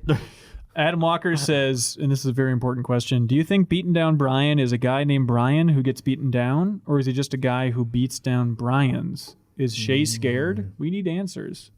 I think he is a person named Brian who is beaten down. He is beaten down, Yeah. He is the beaten down Brian. It is that but he's the Patreon saint himself. Yeah, I think I was DMing him at some point, and I think I wrote like, "Hey Brian," and it never occurred to me. I was like, "What?" I mean, his name's Brian, right? It is. I don't know if I. Leave it as a mystery. There's no way of knowing. I love when he tweets out pictures of his farm life. I think that's fascinating. I want Yeah. more of that. More farm stuff beaten down, Brian. Yeah. Mark Polly says, Kyle, more farm stuff. No, Kyle, are you still playing Breath of the Wild? How's it going on hard mode? I did officially pull the cartridge out to put Witcher in there, so that was like the line I crossed. But I finished the first dungeon. I got the where you can jump high up in the air because that's like the best one. Yeah. That's the most useful. So I got through that boss, and the bosses are tough on Master Mode. Do you guys know the deal with Master Mode? Like, We talked about it before. okay, without me. No, you were here. Okay, but like the way that enemy health works, like Yeah, why you it's you so explained it. difficult. Okay. I don't remember it, but I know you talked about it. Anyway, the health recharges if you don't like keep hitting them. Oh, so I didn't know that. Yeah, so if like with the boss, So the bosses are exceptionally tough because if you back off at all, they'll regain a ton of health. So. Gotcha. But so I've put it down for the moment, and I'm sure I'll return to it soon. There we go. Because I can't stay away. Yep. Will K says, hey, with the end of our current generation of consoles in sight, I thought it'd be worth it to look back at the games that commercially at least define this generation. Below, you'll find 5 games listed for Xbox One, PS4, Switch, Wii U, and Nintendo 3DS, and why not, let's say, the Vita. These games are the top 5 selling games on each platform and are currently organized in alphabetical order. Blah, blah, blah, blah. So this is sourced from Wikipedia, so a little bit of a grain of salt here from Will K's research. But let's just see if you guys can try and guess top 5 best-selling games on PS4. PS4. Grand Theft Auto 5. Yes. Yeah. It's not on this list, What? which is suspicious. Maybe it's PS4 exclusives or something. Well, can you answer this question? Is GTA 5 on any of the lists? Like, is it on the Xbox list? It is not. So, Okay, so this maybe is it's- Wikipedia sourcing maybe run amok. Okay. Well. Okay, Are there regardless, we third-party can still play games the on game. these lists? There's not a list. I don't know what you guys are talking about. I'm checking Facebook. I don't know, Jeff. Are there? There are. I don't on- know. I'm asking. There are on Xbox's list. Are there any Call of Duties? No, there are not. Really? Okay. On PlayStation 4. All right. Okay. So PS4, best-selling games. Uncharted 4. Uncharted 4 is, according to Wikipedia, the best-selling game on PlayStation 4. 16 million copies sold because people loves the house. Loves the house. Got to see that house. Was Right. the commercial. I remember. What do you think is the second best-selling game? Is Bloodborne on there? It's not. I can't imagine, yeah. Spider-Man. There we go. Oh, yeah, that's a 13.2 good one. million copies. Spider-Man is number 2. God And of then War. God of War, 10 million copies. Number 3. Yes, basically. It seems like these are all tied with 10 million copies according to this data. Gravity Rush 2. Gravity Rush 2 with 10 million copies sold. Horizon Zero? Horizon Zero Yeah. Dawn. Yeah. Correct. Very impressive. And the last one, this is confusing. It's a little bit of a GTA 5 situation in that it's a remaster. Last of Us. Last of Us remastered. There we all go. those PS4 bundles. Xbox One. This one has third party. What does that tell you? All right. So, Halo 2. well, Halo 5. Halo 5 Guardians is first place, 5 million copies. Okay. Forza. No, No Forza. that seems confusing. I don't trust these numbers anymore. And no Call of Duty? Call of Duty is number 2. Call of Duty Infinite Warfare Okay, with Infinite Warfare. 3.96 million. Okay. Very suspicious. Third one is one of the biggest games series in the world, a financial juggernaut, and I would Minecraft. wager that none of us have ever played one of these games. Roblox. Nope. Dynasty Warriors. I think I might have played one on Game Gear. Sonic the Hedgehog. Wow. I was going to say like a FIFA? Yep. Okay. there we go. FIFA 17. There we go. I was going to say Madden, but the thing that made Sports Ball. me the thing that made me not say Madden was I know you played the story mode of a Madden like 2 I've years played a couple ago. Maddens. Yeah. So I was like, For well, sure. that's not, that's my hint. Yeah. So is there a fifth one then? And then No, only 4 games have sold on me. Gears of War 4. Wait, sorry, Cuphead, and then Gears of War 4. I'm calling shenanigans on these numbers. I think this is kind of a mess. I think. Okay, what do you guys think, according to this shady list, is the best-selling game on PlayStation Vita? Persona 4 Golden. Oh, Not on the list. really? Maybe Golden Uncharted. That is that is third place Okay, because that was like a launch one. Gravity Rush 1. with 10 million copies. Tearaway is probably not on there, which is a bummer. But It is not, but Little Big Planet, apparently the port is at fifth place. Oh, that's cool. Port, that's an interesting word. Yeah, I mean that was an original game. It says port. Little Big No, Planet Vita was it original game? Yeah. Oh, sorry, I just threw port in there. No, it's like an original game. It's not a port of the first game. Okay, so what do we have? Uncharted. I'm just saying port is an interesting concept for the first place. A game Black that- Flag. No, on Vita. but Assassin's Creed is in fourth place. Liberation. It doesn't say, but probably. Okay. I mean that was the Vita exclusive. Think for about a while. game that's been ported a lot Resident Evil 4. and is a juggernaut no matter where it is. Minecraft? There it is. Minecraft, first place. Also, apparently 1.71 million copies were sold of Call of Duty Black Ops Declassified. Remember that turd? Yeah, well, it was finally declassified, right? All the other versions were classified. That's so. right. Crazy that there's not a Call of Duty on Switch at this point, isn't it? That is very odd. Like even if it's just like a Modern Warfare, not new Modern Warfare, but original Modern Warfare port or something like that. Because they Call of Duty remastered Kids. it. Yeah. No, honestly, that is really strange. Yeah, I think about it. Because I mean, I 'Cause understand. they're Wii U games. Well, that was like the finish line, right? Yeah. Because Black Ops 2, I guess, undersold. So they're like, nuh-uh, Nintendo, you don't get any more Call of Duties, even though this version's great because you can play multiplayer with one person on the gamepad and one person on the TV. But can you imagine if this like released like Black Ops on Switch? It would sell gangbusters. I'd probably play it. Like, Really? Yeah, I like Black You Ops. Like I lunatic. have a lot of. That's like if I were to rank like my favorite Call of Duties, the original Black Ops would be pretty high. Yeah. Like Modern Warfare 2 and Black Ops are like my two favorites. Did you guys see like the best-selling games of the last 10 years? Okay, so according to NPD, the top 10 selling games of the past 10 years, based on dollar amount, So this is are 2000. last 10 years. Yeah. Okay, what do you think number one is? GTA, GTA 5. 5. Correct. Number two, Fortnite.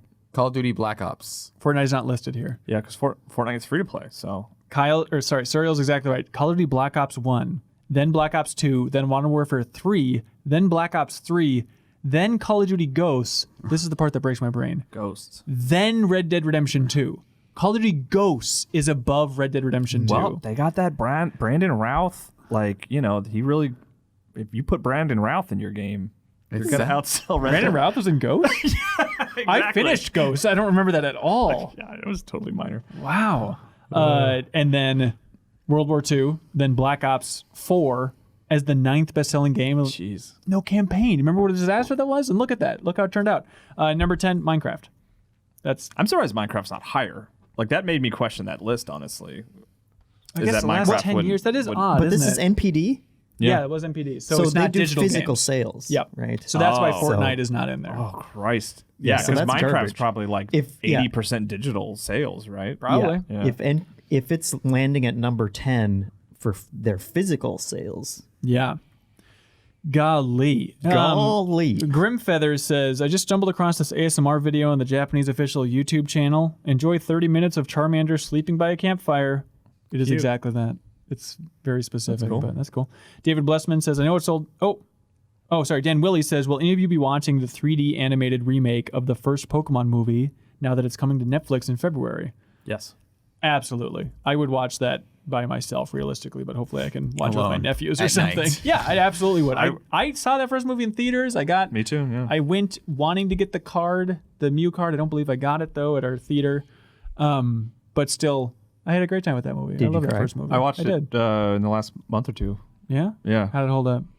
Well, there's that line which I think I've talked to you about. Where Gotta they talk catch 'em all. No, they talk about the Minnesota Vikings. Oh, yeah. Do you remember this? Yeah. What is it again? There's a line where Jesse and James are tricking them and pretending to be Vikings to bring Ash and his pals to this island. And I think Brock says something like, I didn't even know the Vikings existed anymore. And Ash said, I believe they mostly live in Minnesota. Killing it. Which is just like, so it's just obviously like just, You say that, but- translation, like they were just like goofing off or whatever. As they were, If you guys were in the theaters, though, when that joke hit, I thought the place was going to tear itself down. Honestly, it was like Did it really? Night of the Apollo. It was amazing. Yeah.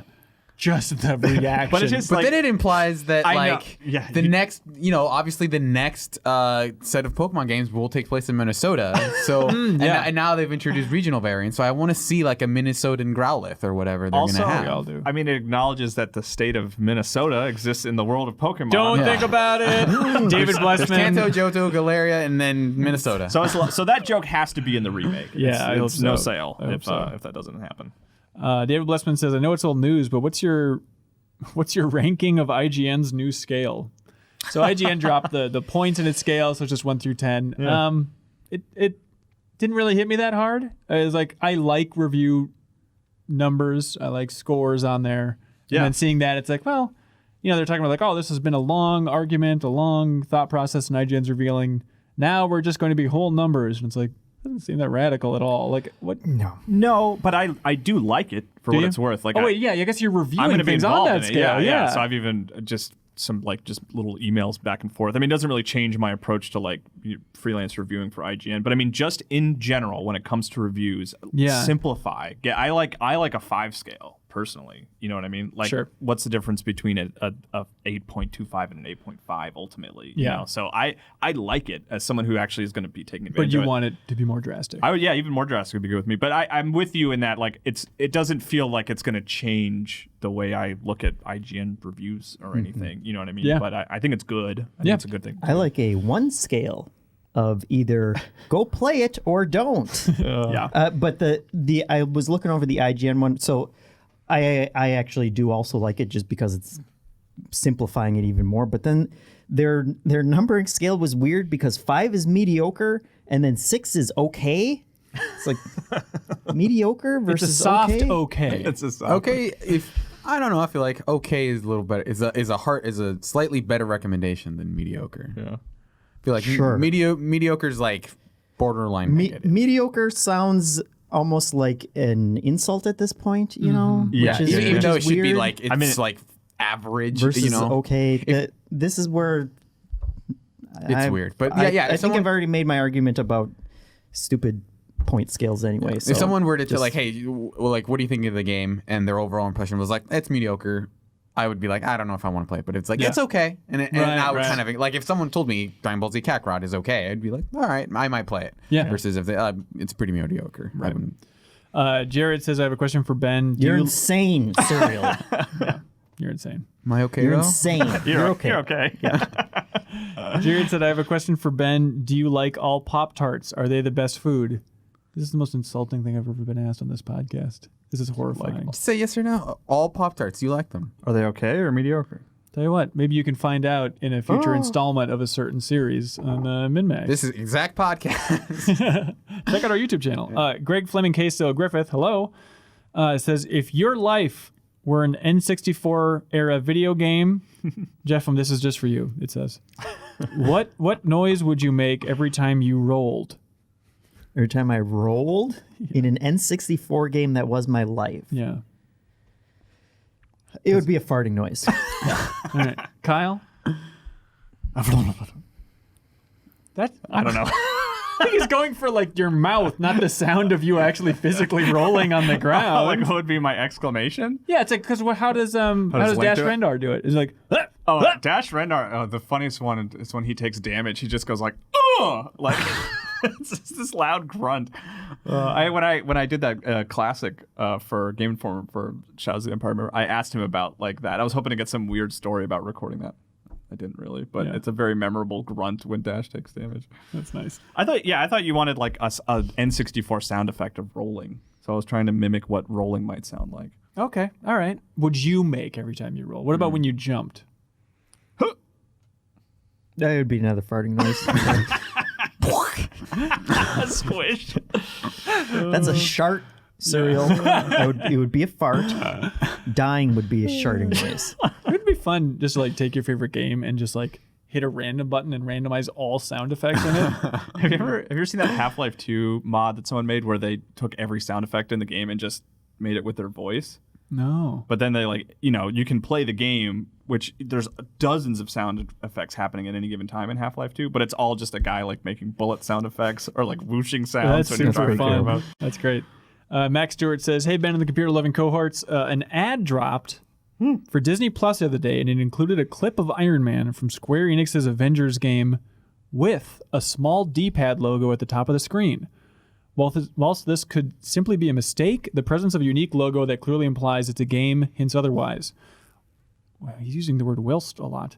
Whilst I haven't seen any talk about this online, this might be a huge deal. Could it be that Disney is getting into game streaming through Disney Plus?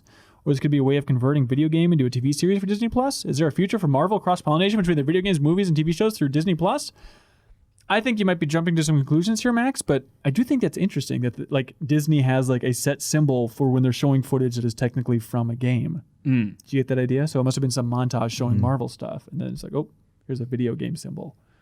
I do think it's interesting. No, that could be. They do a lot of. I mean, I know when he's saying streaming, he means like a Stadia competitor, right? Yeah. But like Disney Channel is really going hard on like game streaming, like streamers and stuff like that. Like what they have like on the Disney Channel, like after 5 p.m., they show like exclusively just like clips of streamers that are like kid friendly. It's very strange. Here's the future.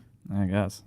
Do you like it? Does your kid like it? Yeah, my kid likes it. I guess I Really? would rather her watch that than like just a random streamer. Like I'd rather her watch like a TV station that grabs clips and edits them together and sort of Right. like vets them rather than just like having her watch, somebody for 2 hours. Yeah. It struck me as odd. It's very strange. Yeah. It has bleeped profanity on Disney Really? Channel. Isn't that bizarre?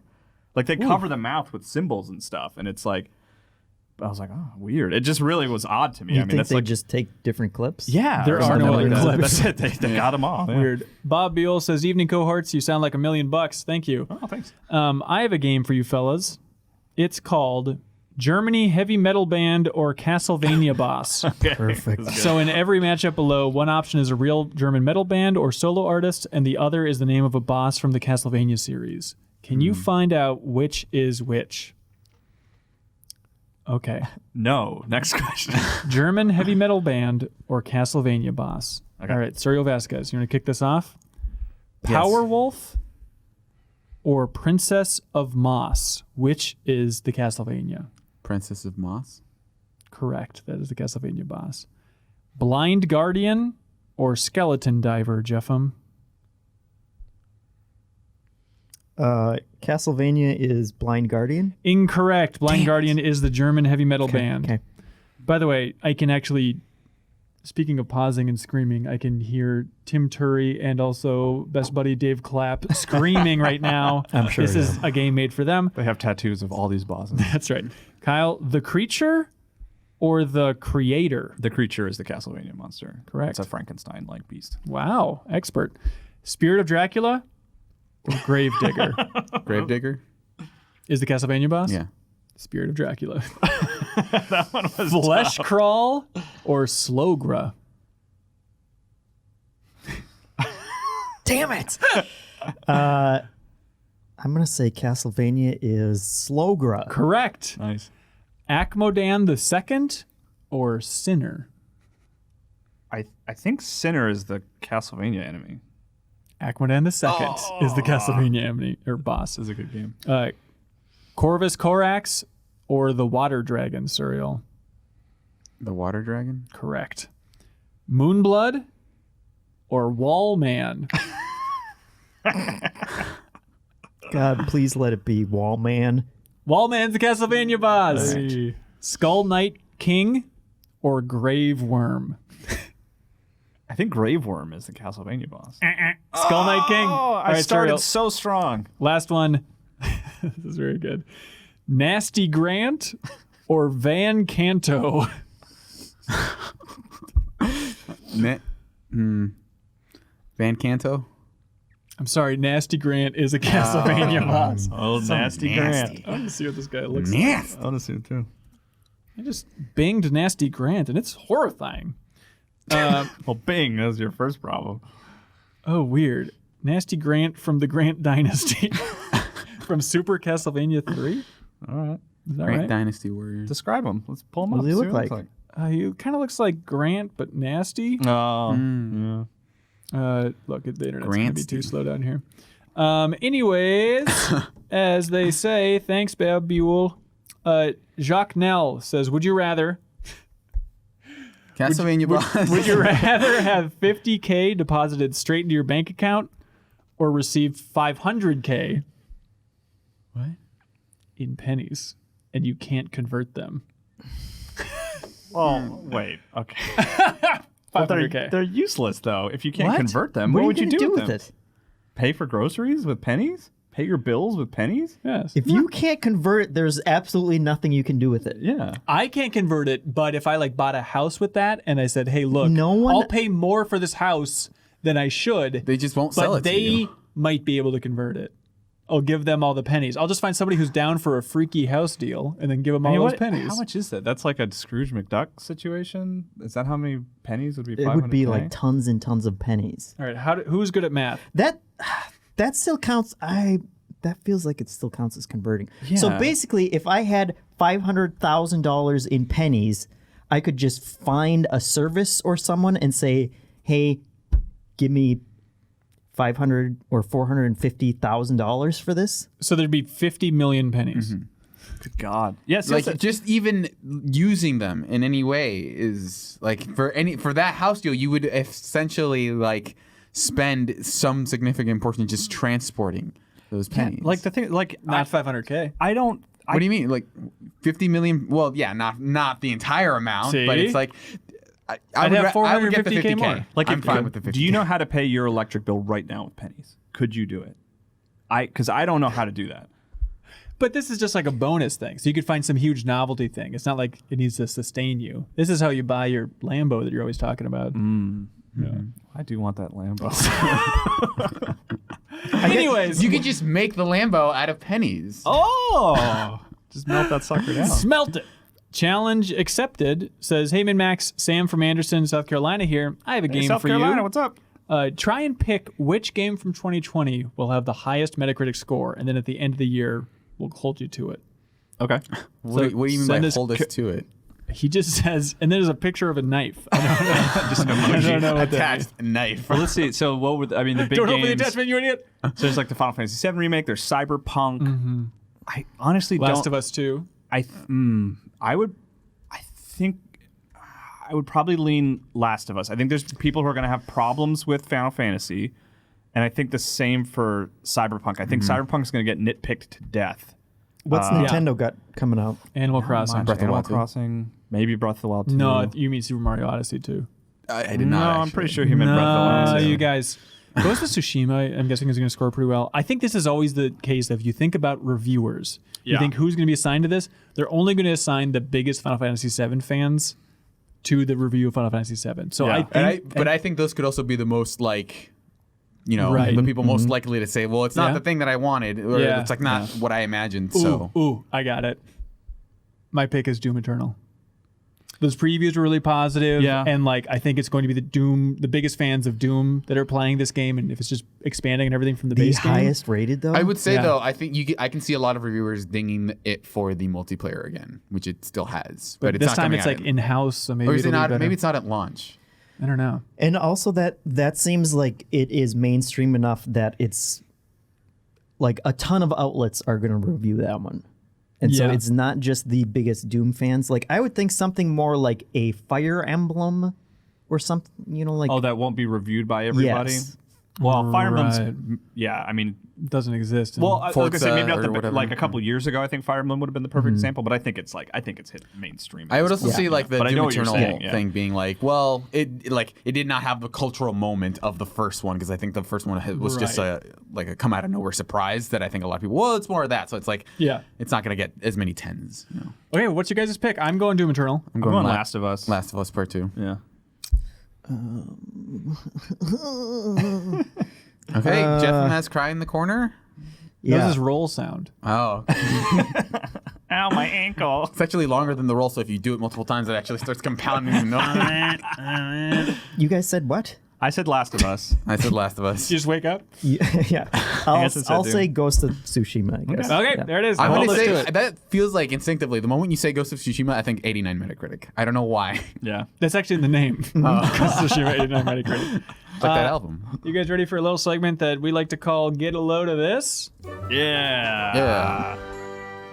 Pull my phone out. Great, and you guys get your phones ready too. All right.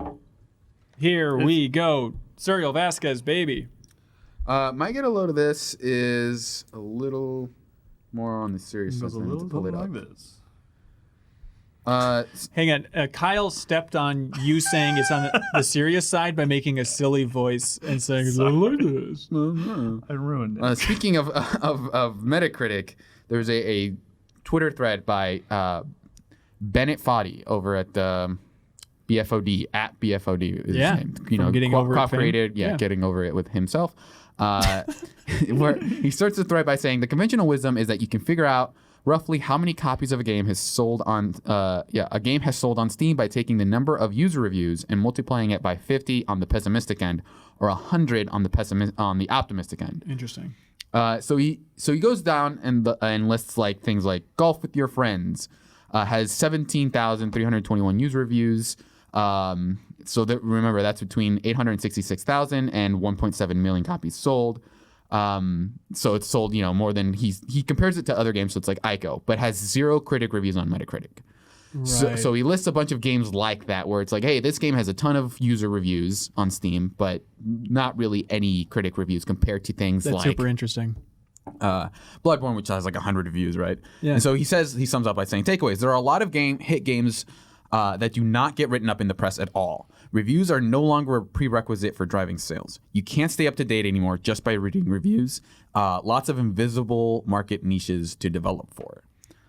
So I think that's like a pretty good like contextualization of how games work right now, because I think if you're on Twitter or you're very online, it can feel like we're talking about this limited subset of games, and it's always important to remember that there's an entire world out there that is just like not covered by the press whatsoever. And I think you can maybe take away that like reviews are irrelevant, but I think that on the flip side you can also say that like reviews don't really matter, so you can just do whatever you want. Like, so if you're thinking about reviews as like a purchasing thing, that's not really the case anymore, because there are a lot of games being purchased where reviews don't matter.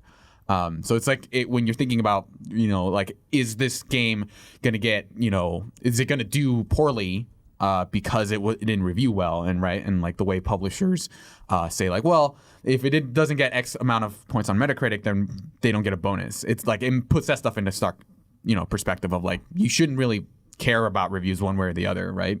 Even though like for me, it's always been more of an academic exercise of like to enrich your thinking about a game versus trying to get you to buy it or not. Yeah.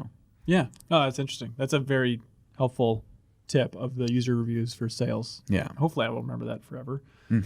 God, don't you guys miss Steam Spy? That was so fun. Yeah. I miss having that data. Anyways. Then we found out he was working for the Epic Store. Well, it's complicated. A little bit. What are you going to do? Secret. Yeah. Hey, get a load of this. Woo! This is a super meta get a load of this. Ooh. Like it. This is obviously a super cool MinnMax Easter egg inside of Dragon Ball Z Kakarot. Oh? And it happens when you're fishing as Goku. Oh, really? And I'm going to play you the little video. It's super cool that they added this just for us as an Easter egg, okay? Oh, get a load of that! There you go. But I think of that every So now time. we have to rename the segment, right? I think so. Get a I load think of that that. has to be. We have to point outside of the instead of doing it here. Kyle. Okay, get a load of this, you guys. This Twitter account at SnorkPoo tweeted, "These 1995 Pokemon stickers my uncle gave me." And apparently, like, seeing people reply to her tweet, I guess it was actually 1998. These were stickers that were given out at like an E3 before Pokemon came out in America. Ooh, I love it. And the stickers actually, the bottom of the sticker page actually says names subject to change. And so it has a bunch of Pokemon and what was potentially their original names. You'll have to help me out with The original that's Scyther, translation. right? Yeah. His name was apparently Strike, With spelled a Y. with a Y. That's cool. They have Cubone, who is Orphan, Orphon, which is What? messed up. And Well, then yeah, because he wears the Yeah, I know. skull. Yeah. and then Makes we got perfect it. sense. we got it, man. And then Marowak is Guardia, apparently. name. Lickitung was, what do you think that? Tongue-tied, right? Yeah, Then tongue-tied, TYD. And then Coughing, right? Coughing? Yeah. I don't know why I'm What's having wrong trouble. with I'm you? just worried that I'm getting the names wrong. But it's just New York, I guess? Like NY, I guess. Sounds about right. And then Take that, New York. here's some other ones. I don't know if we want to go through all these, but like there's a whole, like they all have different names. That's It's interesting. And weird. you think this is Rhydon real? and Rhyhorn is correct. Yeah, I think so. A lot of people were replying like that they had seen them before. Like it was that, because it was before it was gotta catch 'em all. It was Catch them if you can. Catch 'em if you can. Yeah. And I think it was that era of like the marketing wasn't totally locked down yet. Willy-nilly. But yes, yeah, there is obviously like maybe these aren't real, I guess, but I believe that they're real, and it's some weird stuff in there because there are like Hitmonchan is correct. Yeah, like they're not all weird. Tangela is Medusa. Right. There's a weird detail. Remember when the Gold and Silver leaks happened? Of like, oh, it's like early versions of Gold and Silver, and there were like weird evolutions in It was there. like a demo from right. Yes. Yeah. Some demo from some trade show, and it had like a bunch of Pokemon that were eventually cut out, like different starters for Gold and Silver and stuff. It's fascinating to look at. When we were at Game Freak for the rapid fire interview, I brought it up, and I had all of them on my phone, like the pictures of those cut Pokemon. And so during the rapid fire, I said like, do you remember that time all those cut Pokemon from Gold and Silver were leaked? And Masuda's like, no, I don't know what you're talking about. And I said, do you remember these? And I had him on my phone. I'm like, take a look at these. Do you remember these? He refused to look at my phone. It was very weird. We didn't make the cut. Like, we didn't include it because he's just like, I'm not going to look. I don't know what you're talking about. Like, it's like a weird corporate thing. Like, don't acknowledge those leaks. It was very uncomfortable. Justice for Goro Chu. Anyways, my get a load of this. Hey guys, get a load of this. A highbrow one. Ever heard of a little thing called the New York Times? Ooh. Not some tweet about Pokemon like this Neanderthal. I thought you would back me up on that. Could you explain the New York Times to me? Yeah. It's the old grade lady herself. Yeah, and they like to What? they like to share who they want to be president, and it always goes well. There's Everybody loves it. It just said whoever, man. Anyways, they did an article recently called, I think it went up last weekend, called "The Secretive Company That Might End Privacy as We Know It," and it's about a company called Clearwater AI. Jeff, this is very up your that alley. sounds good. Yeah, it's fascinating. So it tells a story of just like this guy in Silicon Valley who, I forget where he's from originally, but he had like made a couple mobile apps and experiences like, oh, in 2015 you could drag Donald Trump's hair onto another person, whatever. And then he's like, oh, I'm going to try making a different app. And he made just a program that scrapes Twitter, Facebook, YouTube, scrapes all these social media aspects, and also has very sophisticated face recognition algorithm. So you can take a picture of anybody, and then if you connect it to his database, it'll scrape every picture of them from all social media and tell you like all info, like what their name is, where they live, stuff like that. And so naturally, he's been going around and selling it to the police, going around to different cities and selling this hardware, selling the program called Clearwater AI. And like at this point, I forget the exact numbers, but a surprising amount of, what's the word I'm looking for? Police stations, police agencies, what do you call it? Departments, yes, are using this service. And they've used it to like catch people like, oh, we have security camera footage or something. Now we just upload that person's face and then here's everything about them. So then obviously where this is going, and also in the code, it was revealed that like, oh, they've been experimenting with the ability to put this in wearable tech like Google Glass, stuff like that, so that eventually you could just walk around and it would be full watchdogs of seeing exactly everybody's social media presence, their name. So crazy ramifications. Obviously, Facebook is like, well, you're not allowed to scrape our images, so we'll have to look into this. But this just feels like tech that's like, well, that's horrifying. The idea that, all right, public anonymity is completely gone at this point. But then it also feels like, it seems like this should have happened about 5 years ago. And apparently all it's been is that the tech companies have just... This technology existing 5 years ago? Or okay. Yeah. But it's just been the Silicon Valley tech companies apparently have like been kind of controlling themselves of like, we realize this could be extremely messed up for stalking reasons, 1,000 other reasons, right? And so we're like limiting ourselves to do that.